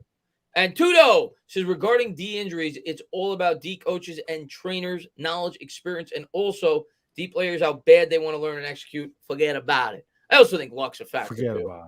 I also think luck's a factor too, Tudo. I think the Giants have certainly had some bad luck regarding injuries. Oh, my God. The most injury team in the league. But I don't think you can chalk it all up to bad luck. I think there's other factors, and I think it goes to some of the things that you just said, whether it be the trainers, whether it be the playing surface, whether it be how the head coach, operates practices, stretching, things like that. I think it all comes into play. So hopefully we start to get a little more lucky in the future, and hopefully Brian Daboll, does a good job coaching these guys up to stay on the football field. Be nice. And Care Pharmacy, man, thank you so much, man, for being a member. Thank you so much for the $10 donation. I just want to make sure, because sometimes when people do that, they mean to write something.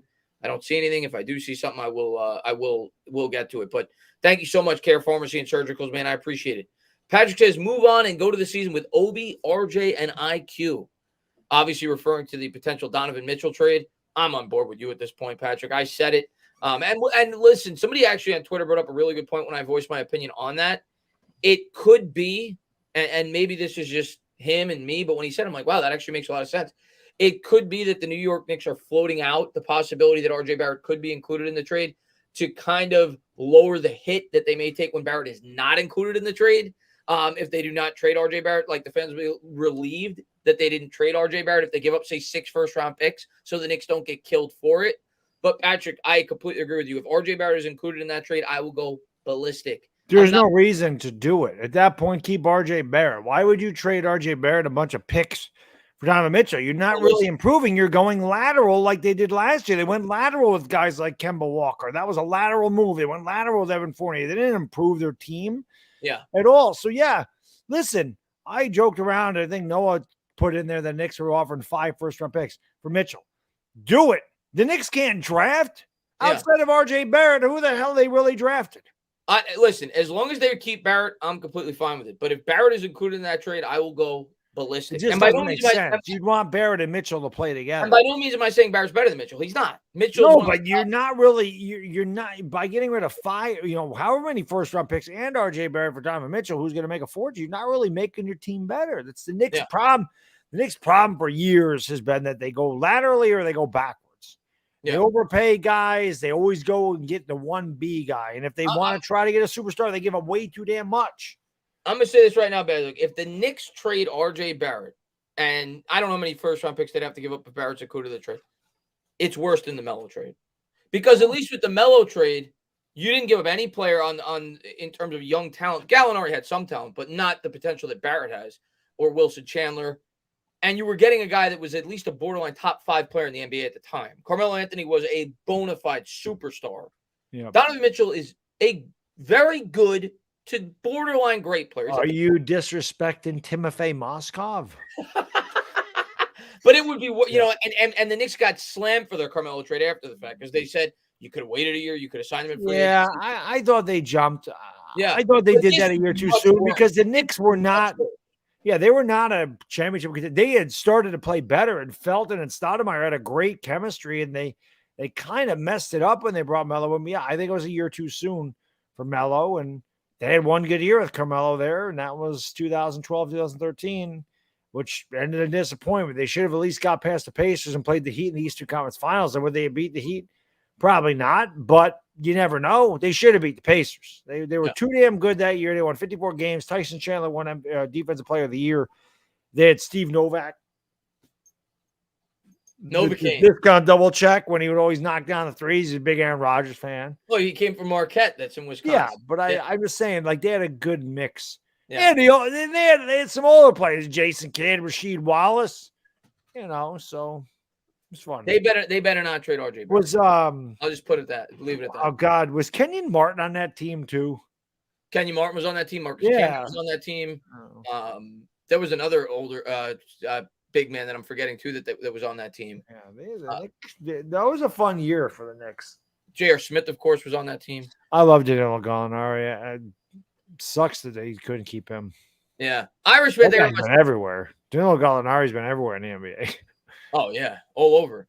And Irish says, hey, guys, I just don't see OBJ coming back. His age, injuries, and price just does not make sense to the rebuild. I can see why people want him back. I agree. At least in the immediate future, I agree. It's definitely not happening this year. Next year, maybe we reassess, but it's definitely not happening next year.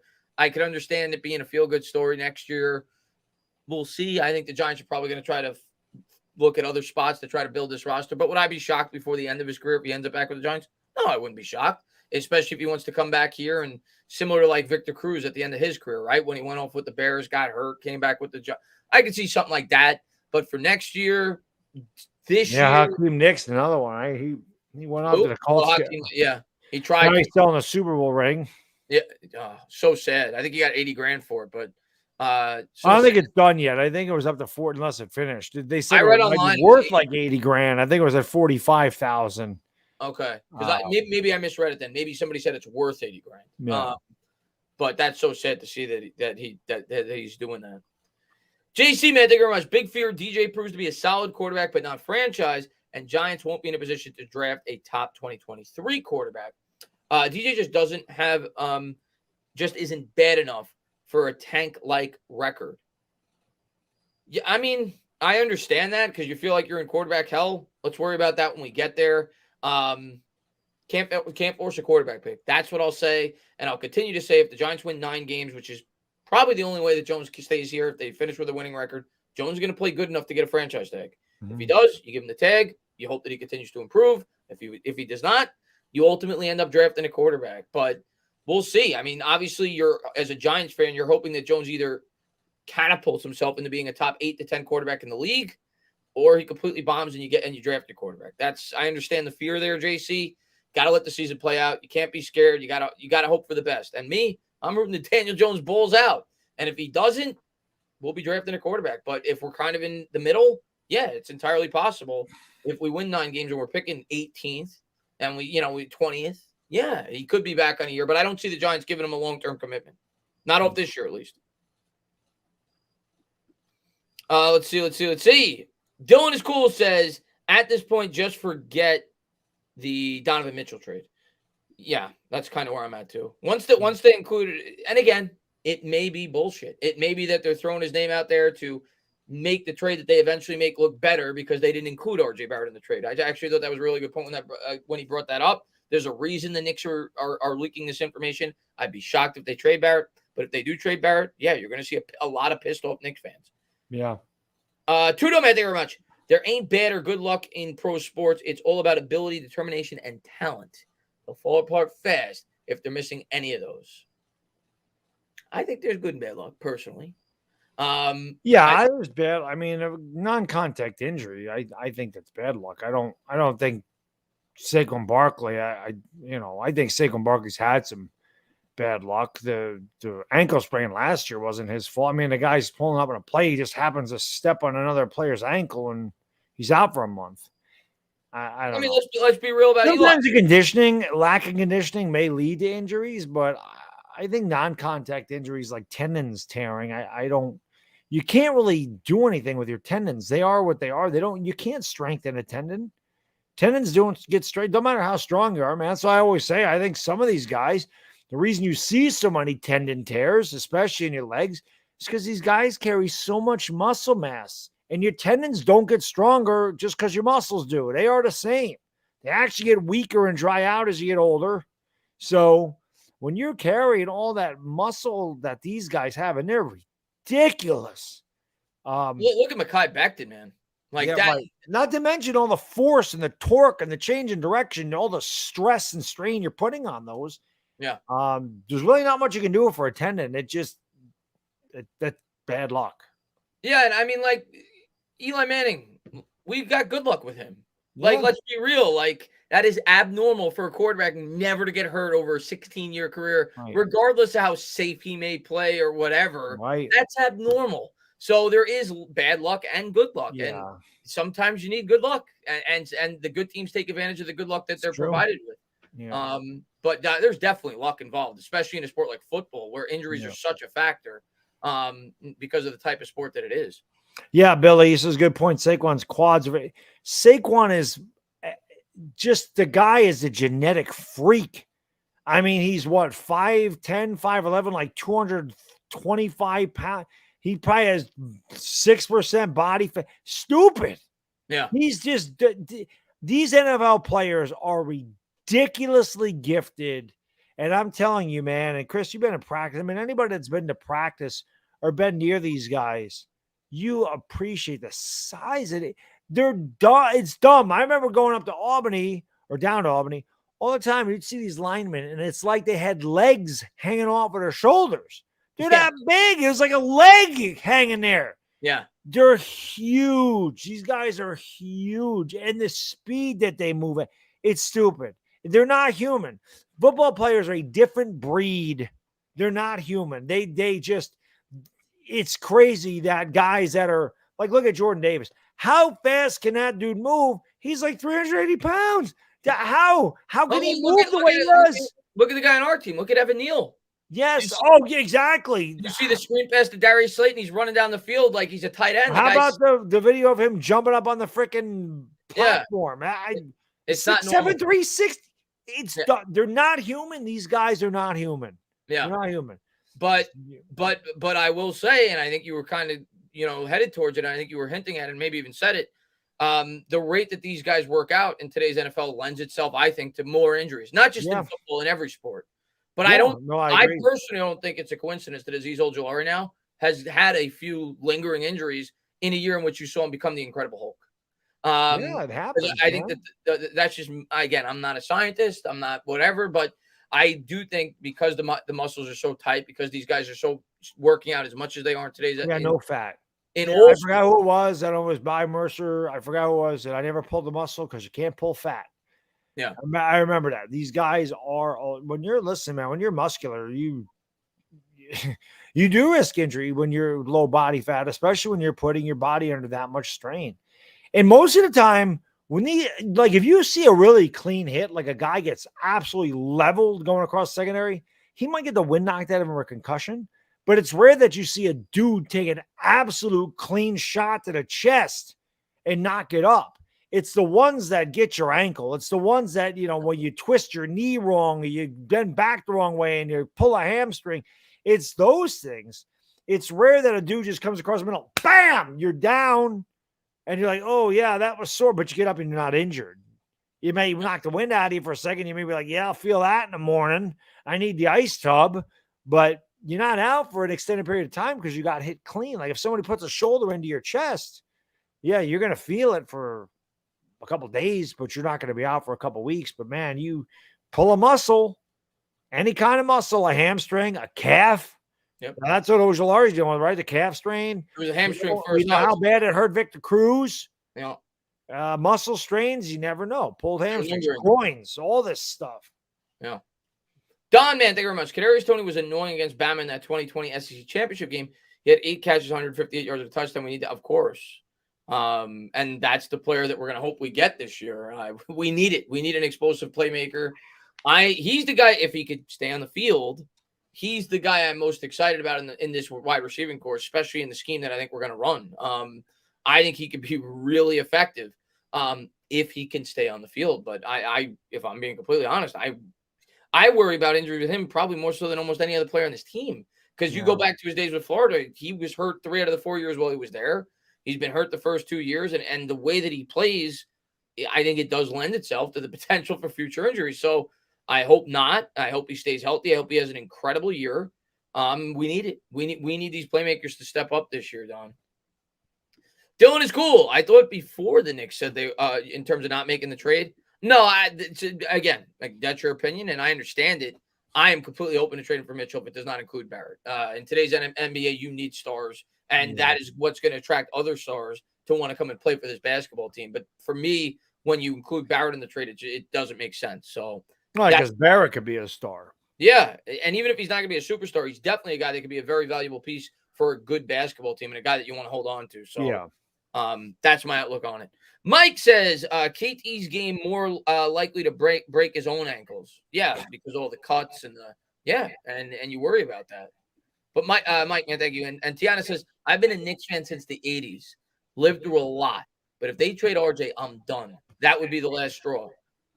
I think you're going to hear a lot of Knicks fans say that if he were to be traded, because, when's the last time outside of Kristaps Porzingis that we had a player that we drafted since Patrick Ewing that had as much upside as a guy like RJ Barrett? And Porzingis, it made sense. He forced his way out. He sustained a really bad injury. With Barrett, you're just trading the guy. So I'm with you, Tiana. I'm still a Knicks fan, but I'm with you in that. The Knicks don't draft well. So I said, guys says to me, respond. He's like Obi and IQ. I'm like, come on, man. I'm like, how many times I could go back and for years and talk about the draft. Frederick Weiss, that was a freaking good one. Frank Ntilikina. I mean, the Mike Knicks, Sweetney. Right, Mike Sweetney, right. David Lee was a good one. Then, of course, they let him go. Yeah. Channing Frye, he didn't last long either. We got rid of him after his first year. There's a bunch of them that they got, and of course they gave away most of their draft picks for guys like Eddie Curry and Carmelo Anthony, Antonio McDyess, right? Stephon Marbury, yeah, Steve Francis, always trying to take the Penny Hardaway came back, yeah. Oh, yeah, the Knicks have, ever since they disrespected Ewing the way they did, that team has been a complete shambles. The curse of Patrick Ewing. It's true. And they should have never done Ewing like that. Ewing should have retired a Knick. 100%. He didn't look right in a Seattle Supersonics. Which, by the way, they should bring the Supersonics back to the NBA. I agree. They should bring the Supersonics. Move that damn team out of Oklahoma City. The Supersonics were kind of like put it back where it belongs. Put Oklahoma City back in Seattle where it belongs, please. The Seattle Supersonics were kind of like the Buffalo Bills of the NFL. They were a smaller market with an incredibly passionate fan base. They had incredibly good talent too. And well, Sean Kemp and obviously Gary Payton. But I'd like to get Detlef Schrempf. Detlef Schrempf, yes. Yeah, I loved the Supersonics. I mean, that was a fun team to watch. But same thing, they ran into some good teams, but yeah. Well, they made the finals once. They did, yeah. They lost to the Bulls. They ran into that '96 Bulls team. Yeah, Dylan, man, thank you very much, man. I hope the Knicks don't go 100 years without winning an NBA. Me too. That means I'll never see them win. So I hope you're right, man. I hope they win within the next 20 years. I'm freaking 46. I've never seen them win. And Dominic much like Tiana, I go back to the Bernard King days, and they came close. 94, 93, 94 were their years. 93, They should have won. They should have beat the Bulls in 93. Freaking Charles Smith. 93 was brutal. I mean, 93 they had it. 93 they had it. Starks had a big game one. He had 5 threes.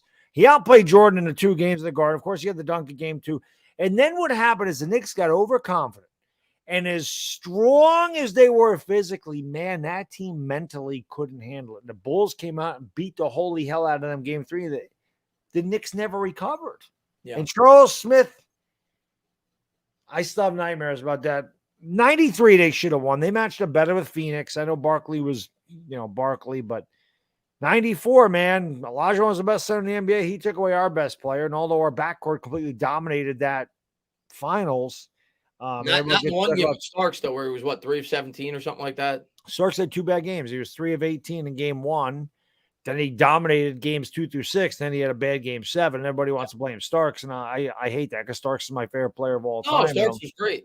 I'm like, they wouldn't have even got there without Starks. It's just he had a bad game. And Pat Riley should have sat him. Pat Riley said I should have sat John Starks and put Hubert Davis in there. But Davis couldn't play defense. Hubert Davis was a terrible defender, and he didn't want to put him in there. Same thing with Rolando Blackman.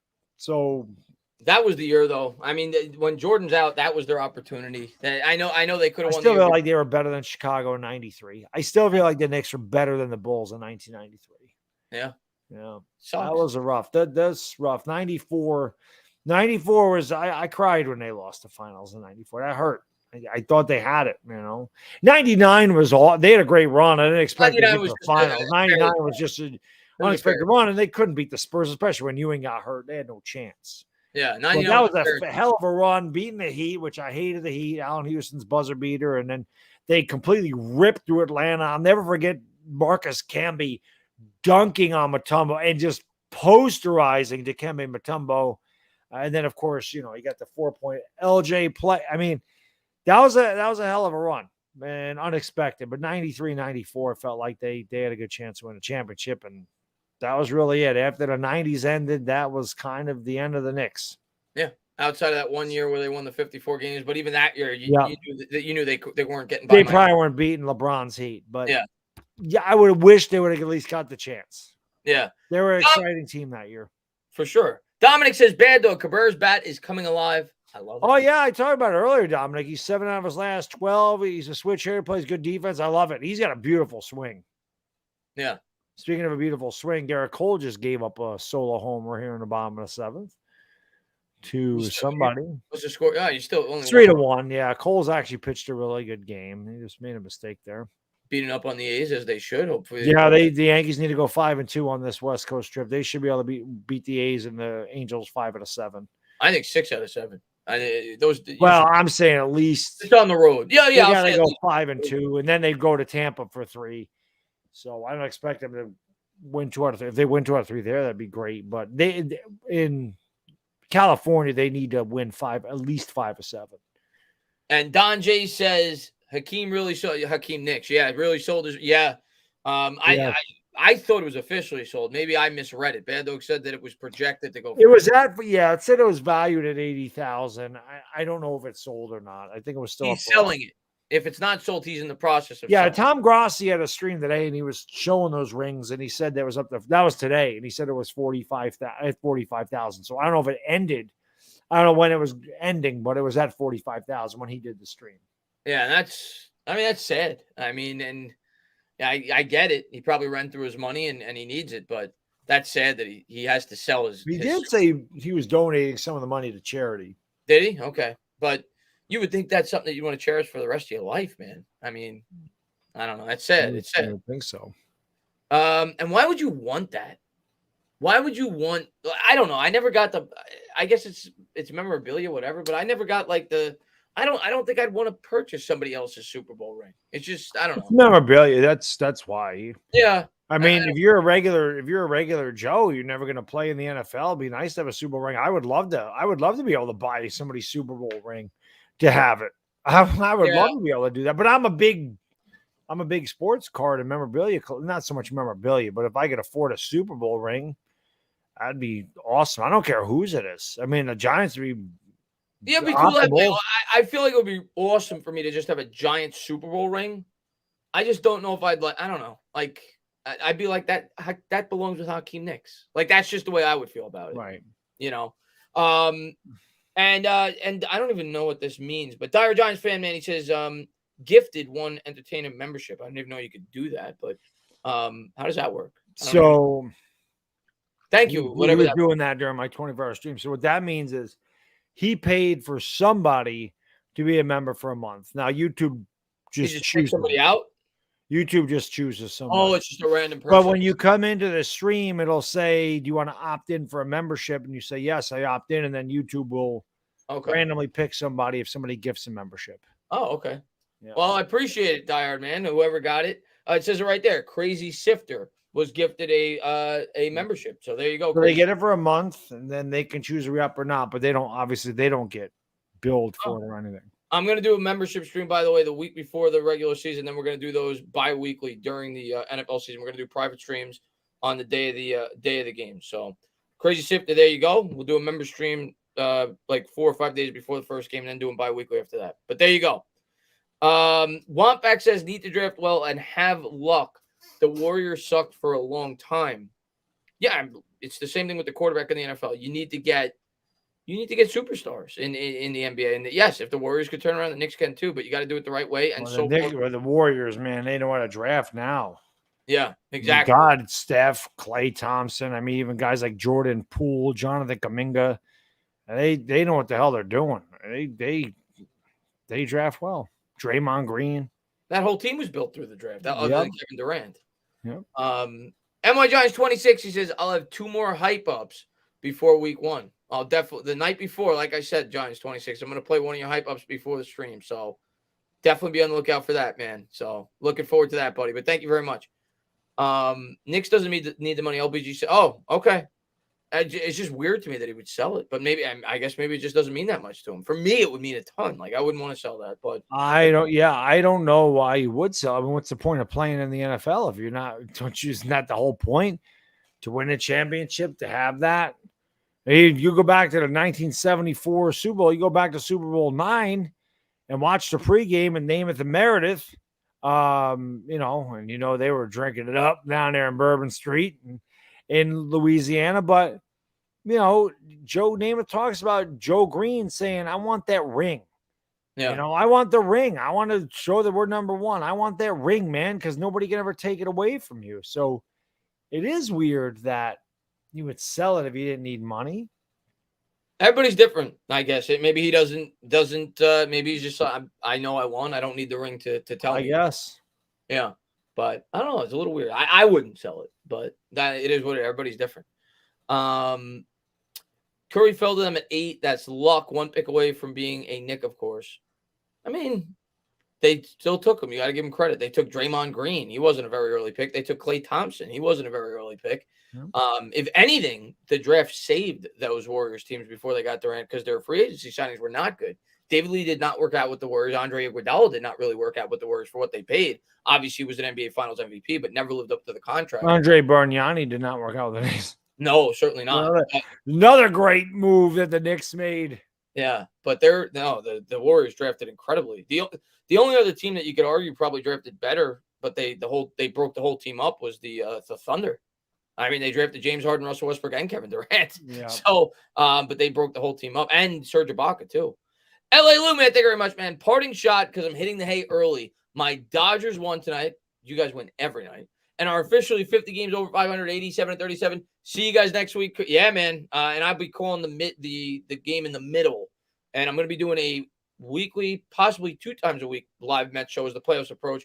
But we're going to be doing with the 2 guys I'm doing it with. 2 really nice guys. I used to have a Mets channel with them. They're going to come on the channel. We're going to do it. Our first is going to be a live stream where we do the play-by-play, but then we're going to do post-game shows after that. It's going to be the second game of that Dodgers series, Lou. So hopefully I get to see you over there for that, and hopefully it's a preview of the NLCS, but the Dodgers are the best team in baseball. But thank you so much, Luke, for popping in, buddy. Rover says, I was a Knicks fan since 1969. I loved Anthony Mason, RIP. I got to meet Anthony Mason twice, actually. When he was traded in 1996, I gave up on the Knicks. It was obvious to me that ownership did not care about winning or championships. I loved Anthony Mason, but Mason got a big contract with the Hornets. I didn't kill him for that. They still had some very good teams after that. I think that the next year they had to fight with the Heat in 97, if I'm not mistaken. I could be wrong on that. I loved Anthony Mason, though. Rest in peace, is right, Irish Rover. I got to meet him at a St. John's game where his son played. I talked to him for 5 or 6 minutes. Really nice guy, and I actually met him at a local bar near where I grew up about 2 or 3 years before he died. But yeah, one of my all-time favorite Knicks.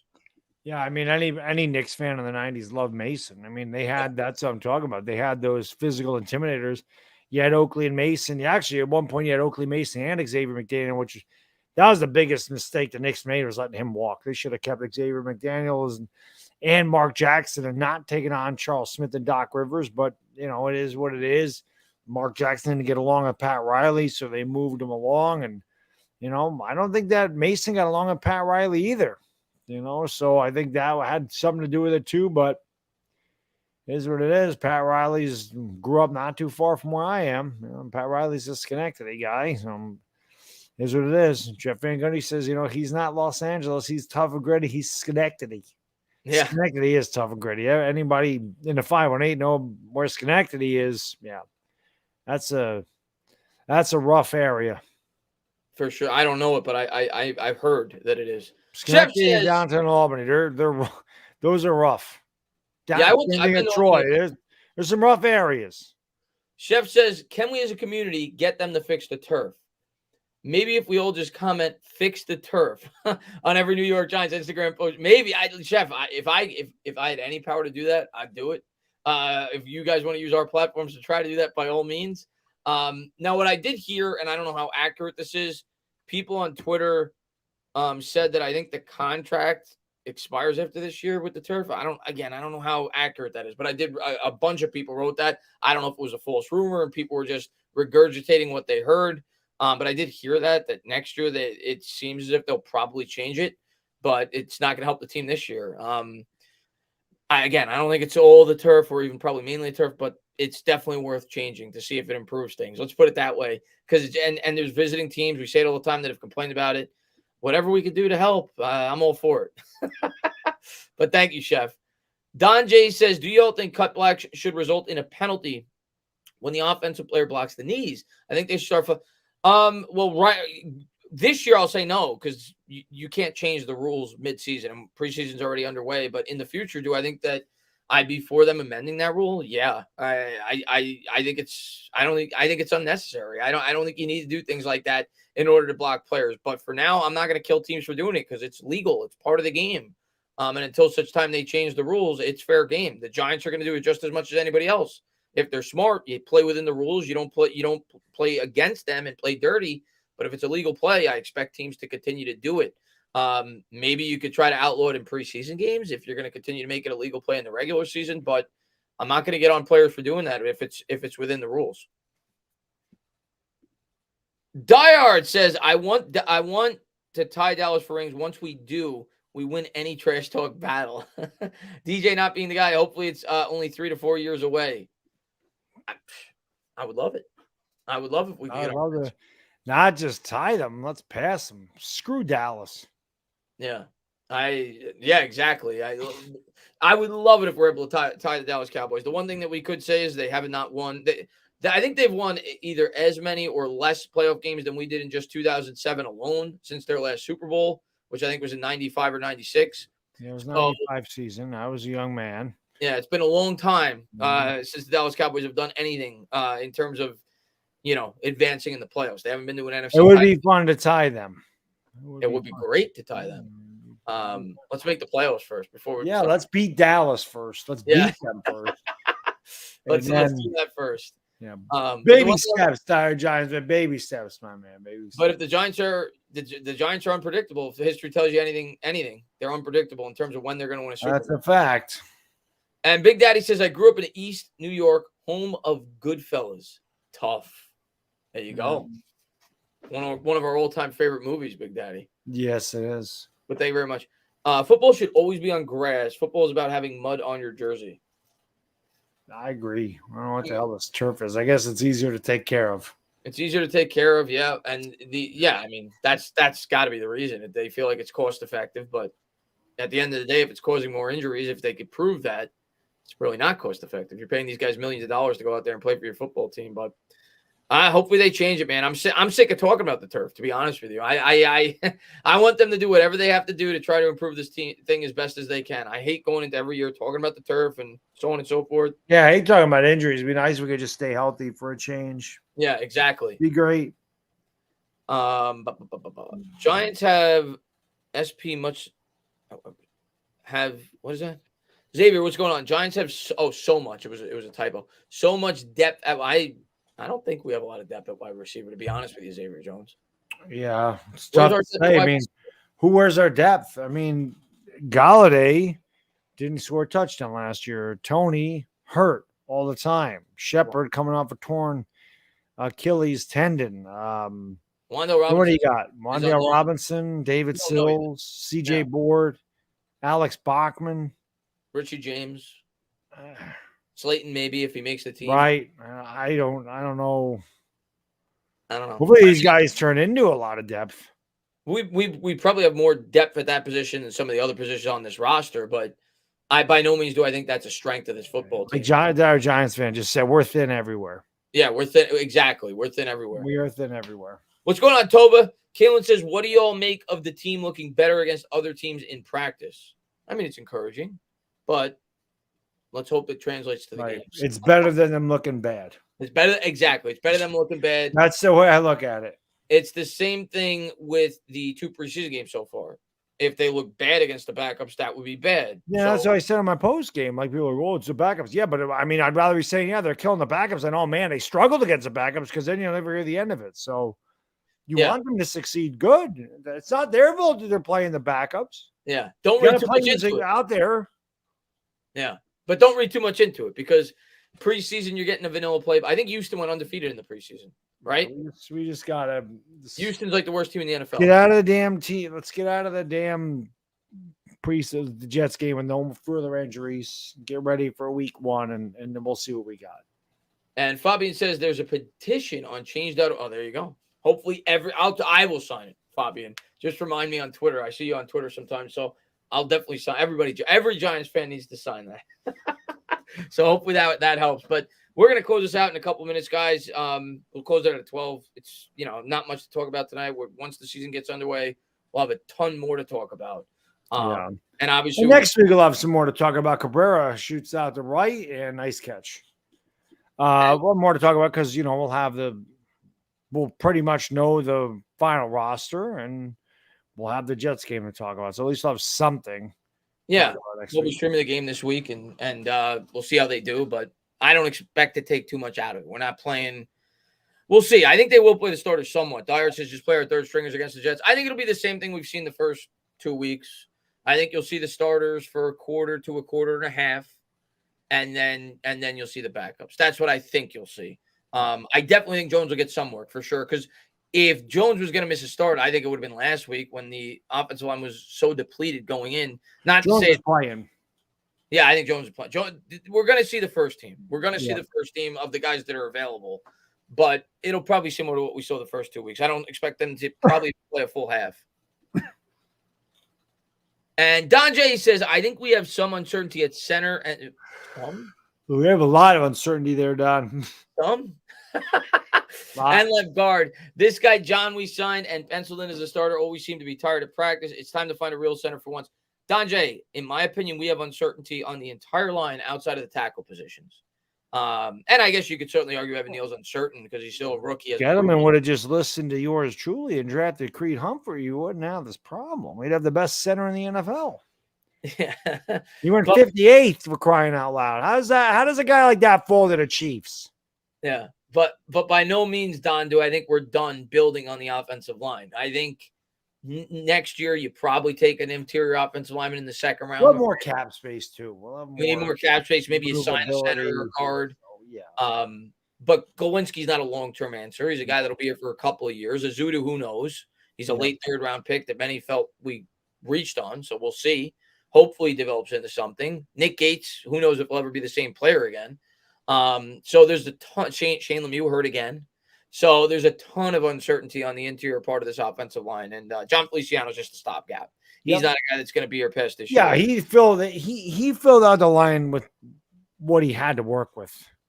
That's really it. He wasn't left in a very good situation. So that's why you can't really expect a lot from the Giants. I mean, everybody's optimistic going into the year. Oh, yeah, everything's fresh. New coaching staff, new regime. These guys were successful in Buffalo. Kafka obviously was successful in Kansas City. They work with the two best quarterbacks in the league. There's a lot of pre-snap motion, a lot of different things going on with the Giants. And you want to hope that we're going in the right direction. But remember, like I said, this is a Gettleman hangover. There's still a lot of Gettleman on this team. And we know that team wasn't very good. Shane came in here with very limited. He was handcuffed as far as like cap space went. So, he did what he could in the draft. We have to see, his guys. A lot of people are like, why did you take Wan'Dale Robinson, Cordell Flott? We'll have to see how they fit their system. You can't get mad at them because you don't know what they're going to use them for. So we have to just wait and see how these work out. If it was Gettleman picking them, it would have been a different story. We're like, what the hell are you doing? Because we know Gettleman can't draft. I'll say this, and again, it's been limited because I think he was hurt last week. He didn't play in the preseason game. And by no means do I want him to start. I don't think he's ready yet. But I do like what I have seen from Cordell Flott. Yeah. He looks like he's got good speed. He's got some length to him. I do think he could hopefully develop into being a starting cornerback, a decent to good starting cornerback in the NFL. But that's what this year's about. It's actually Dayton Belton breaking his collarbone because he was also looking pretty good. Yeah, the safety out of Iowa. So again, I can't sit here and get mad. Like I used to always grade the drafts, and I'm like, I can't really grade what he did because I don't know what these guys are going to do. It's hard to give a grade based on projections or where they were supposed to go drafted alone. We don't know what Wan'Dale Robinson is in the system. We'll know in 2 years how good this draft is. That's why you got to give the GM time, because you can't be like, oh, they were terrible the rookie season. Well, you don't know. Some players develop a little later than others. Some never develop. If they never developed, then well, he missed on that one. He missed on that one. We know Gettleman missed on a lot. Yeah, and grading, the way I look at grading, and everybody does it. We all do it. We're fans. After the draft, you're excited. Yeah. You want to grade the draft to give your opinion on it and so on. And so I didn't do it this year. But the way I look at grading a draft, even a year or two after the draft, is it's like grading the president before he's finished his term, or they say that you can't really judge a president until 10 years after the fact. I don't think that you could truly judge a draft class until 4 or 5 years after the draft class. Yeah. You have to see how they develop. You have to see how they, and of course there's some guys that just jump off the page right away, like Odell Beckham did, right, when he was a rookie. But for the most part, Herbert, Sean Slater, Micah Parsons, there are some guys that of course, but jump off the page immediately. Generally speaking, you got to give a draft 3 or 4 years before you. It took Alex Smith a while. Yeah. And Don, rather, thank you again, man. Mark Gawinski. Yeah, listen, this is the way I look at Gawinski, Don. For the amount of money that we had, he was a decent signing. He fills a need. He'll hopefully play at an average level. I don't expect more than that. I'm hoping to get an average or at least close to average interior offensive lineman. and a guy that could be a stopgap for a couple of years. That's what you're hoping. I don't think he's going to be a long-term answer, but is he a plug-and-play? He's kind of like a Mike Remmers to me. That's what he is. Like Remmers, we played him at the right tackle for a year. He filled the void until such time that, we found his replacement. That's what Mark Glowinski is to me. But that's all we could have done. We had no money. We had no money to sign anybody. So we made the most out of the cap space that we had. And you got at least a decent offensive lineman, a guy that was a part of that Colts offensive line. So it's hard to judge him because he had such a great line around him. And I forgot what it was. I don't remember if Glowinski was known to excel in, I think it was run blocking. He excels in it. He struggles in pass protection. So we'll see. We'll see how he does this year with the Giants, but he's a stopgap. He's a guy that hopefully doesn't embarrass us and plays pretty well this year. Hopefully he's a guy who doesn't get our quarterback hurt. Yeah, exactly. So we'll see.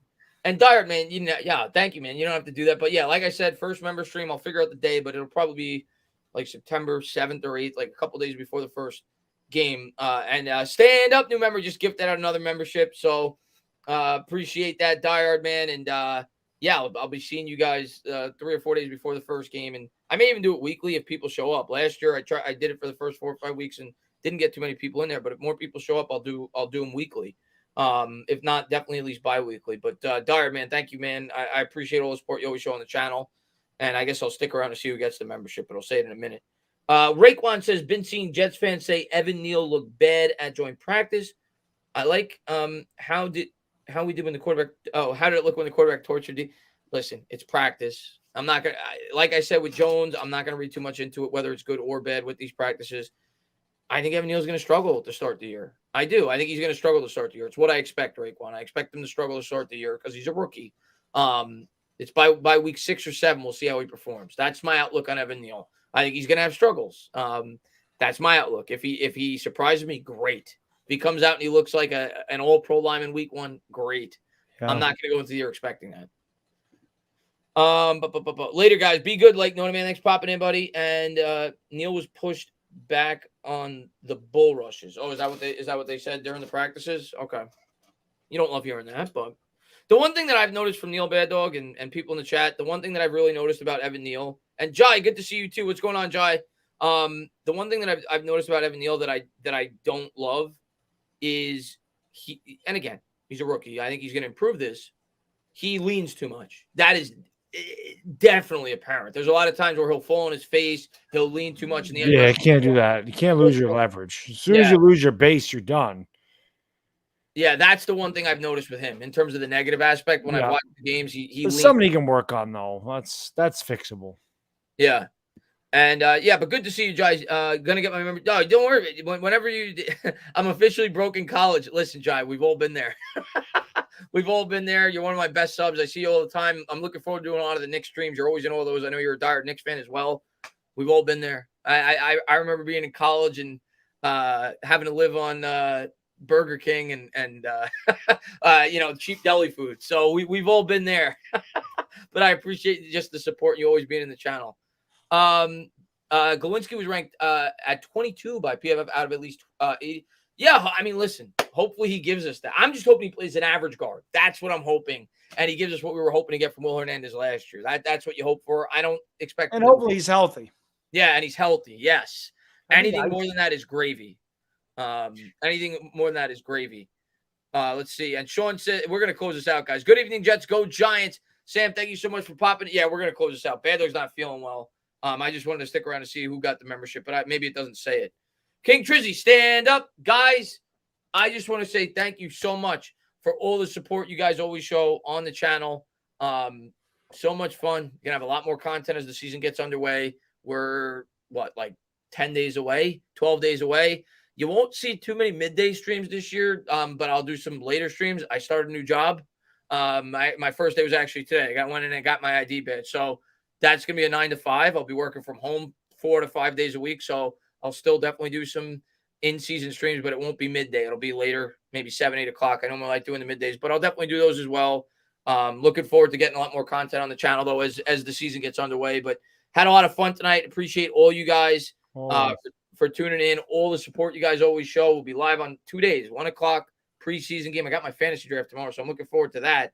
And Diehard says YouTube is weird about it. Oh, okay. So whoever it is, congratulations. And Dyer, I appreciate all the support you always show on everybody's channel. He's the man. And spreading positivity in the Giants community. Looking forward to seeing you hopefully at the Bears game if you go. If not, we'll see you at another game, I'm sure, in the future. But yeah, Bad Dog, man. Again, thank you so much for coming on. I hope you feel better. Enjoy Cooperstown tomorrow. Going to be a big day for you tomorrow, getting to go to Cooperstown. So enjoy that. And thank you so much for coming on, man. Yeah, I always have a ball doing it, man. Yeah, sorry. Didn't feel good. I got in a little late. I told Chris, I went to the gym. I came home. I just didn't feel good. I don't know what the hell's going on, but it is what it is. I just need a good night's sleep, get some sleep, get ready to go to Cooperstown. I'm taking my kid to the Hall of Fame. I'm looking forward to that. And looking forward to Saturday night is always my cheat meal. So we're going to go out to Natty Bumpos over there. They're going to give me some nachos. I already know what I'm getting, man. Nachos, empanadas, and they have this Cuban sandwich. It's like ham and pulled pork. And I love the Chipotle. Oh, yeah. Oh, yeah. I already know. I'm like, Saturday's my night. And then they got cannoli nachos. So, yep, we're going to have about 5,000 nachos. Yeah, cannoli nachos. What the hell is that? I don't know, but we're going to find out. We're going to find out. Anything with a cannoli in it, we're going to find out. So, yeah, we're going to get like 5,000 calories because I think I told you I got my body fat tested, and the woman said, how much do you think you are? I said, I don't know, 8.4. She said, your body fat percentage is 6.5. I said, whoa. That's low, right? That's too lean. I don't want to be that lean. I'm like, that can't be right. That can't be right. I can't be 6.5% body fat. Way too lean. She said, you want me to do it again? I said, yeah, let's do it again. She says, all right, step on this, breathe, relax. Don't hold your breath. Just breathe. She tests it. She goes, it's lower this time. It's 6.1. So needless to say, if I'm that low, we've got to up our calories. So what better way to do it than with some nachos and cannolis? That's what we're going to do. There you go. Insane. There you go. I just want to shout out. Why I'm tired too all the damn time now. It's ridiculous. I just want to shout out Joshua. I think he got the membership, which is great. He's super active on Twitter, good subscriber of mine. So I'm glad to see he got that. Yeah, Joshua. So I'll be doing, like I said, I'll be doing my first member stream like 4 days before the start of the regular season. So thank you so much for all the support, Dyer, man. Thank you for doing that. And he says, I got my tickets nosebleeds, unfortunately. All right, well, cool, man. That's that's probably what I'll have too, if I'm being honest with you. When I go to the Bears game, we'll see. But regardless, I think it's just about getting to hang out in the parking lot, tailgate, and hopefully get to see a good football game. So looking forward to getting to meet you hopefully at the tailgate if you can get there early enough, and should be a lot of fun, man. But again, thank you for all the support you always show, both Bad Dog and myself. But yeah, we're gonna close this out. Guys, have a great rest of your night. Bad Dog, do what you do. All right. You guys and girls are the best subscribers and supporters on YouTube. I've said it before. You got me to 100,000 subscribers. Never thought it would happen. We donated $1,125 to the Wounded Warrior Project today, which is freaking awesome. That couldn't have happened without you guys and girls either. The Giants have been terrible, and yet this fan base continues to be unbelievably supportive and amazing. Love you guys and girls, and enjoy the rest of your weekend. We'll see you on Sunday for the Jets and Giants. For the Entertainment Talking Sports, it is the Bad Diggity Dizzle. We gone. Peace. Have a good night, guys.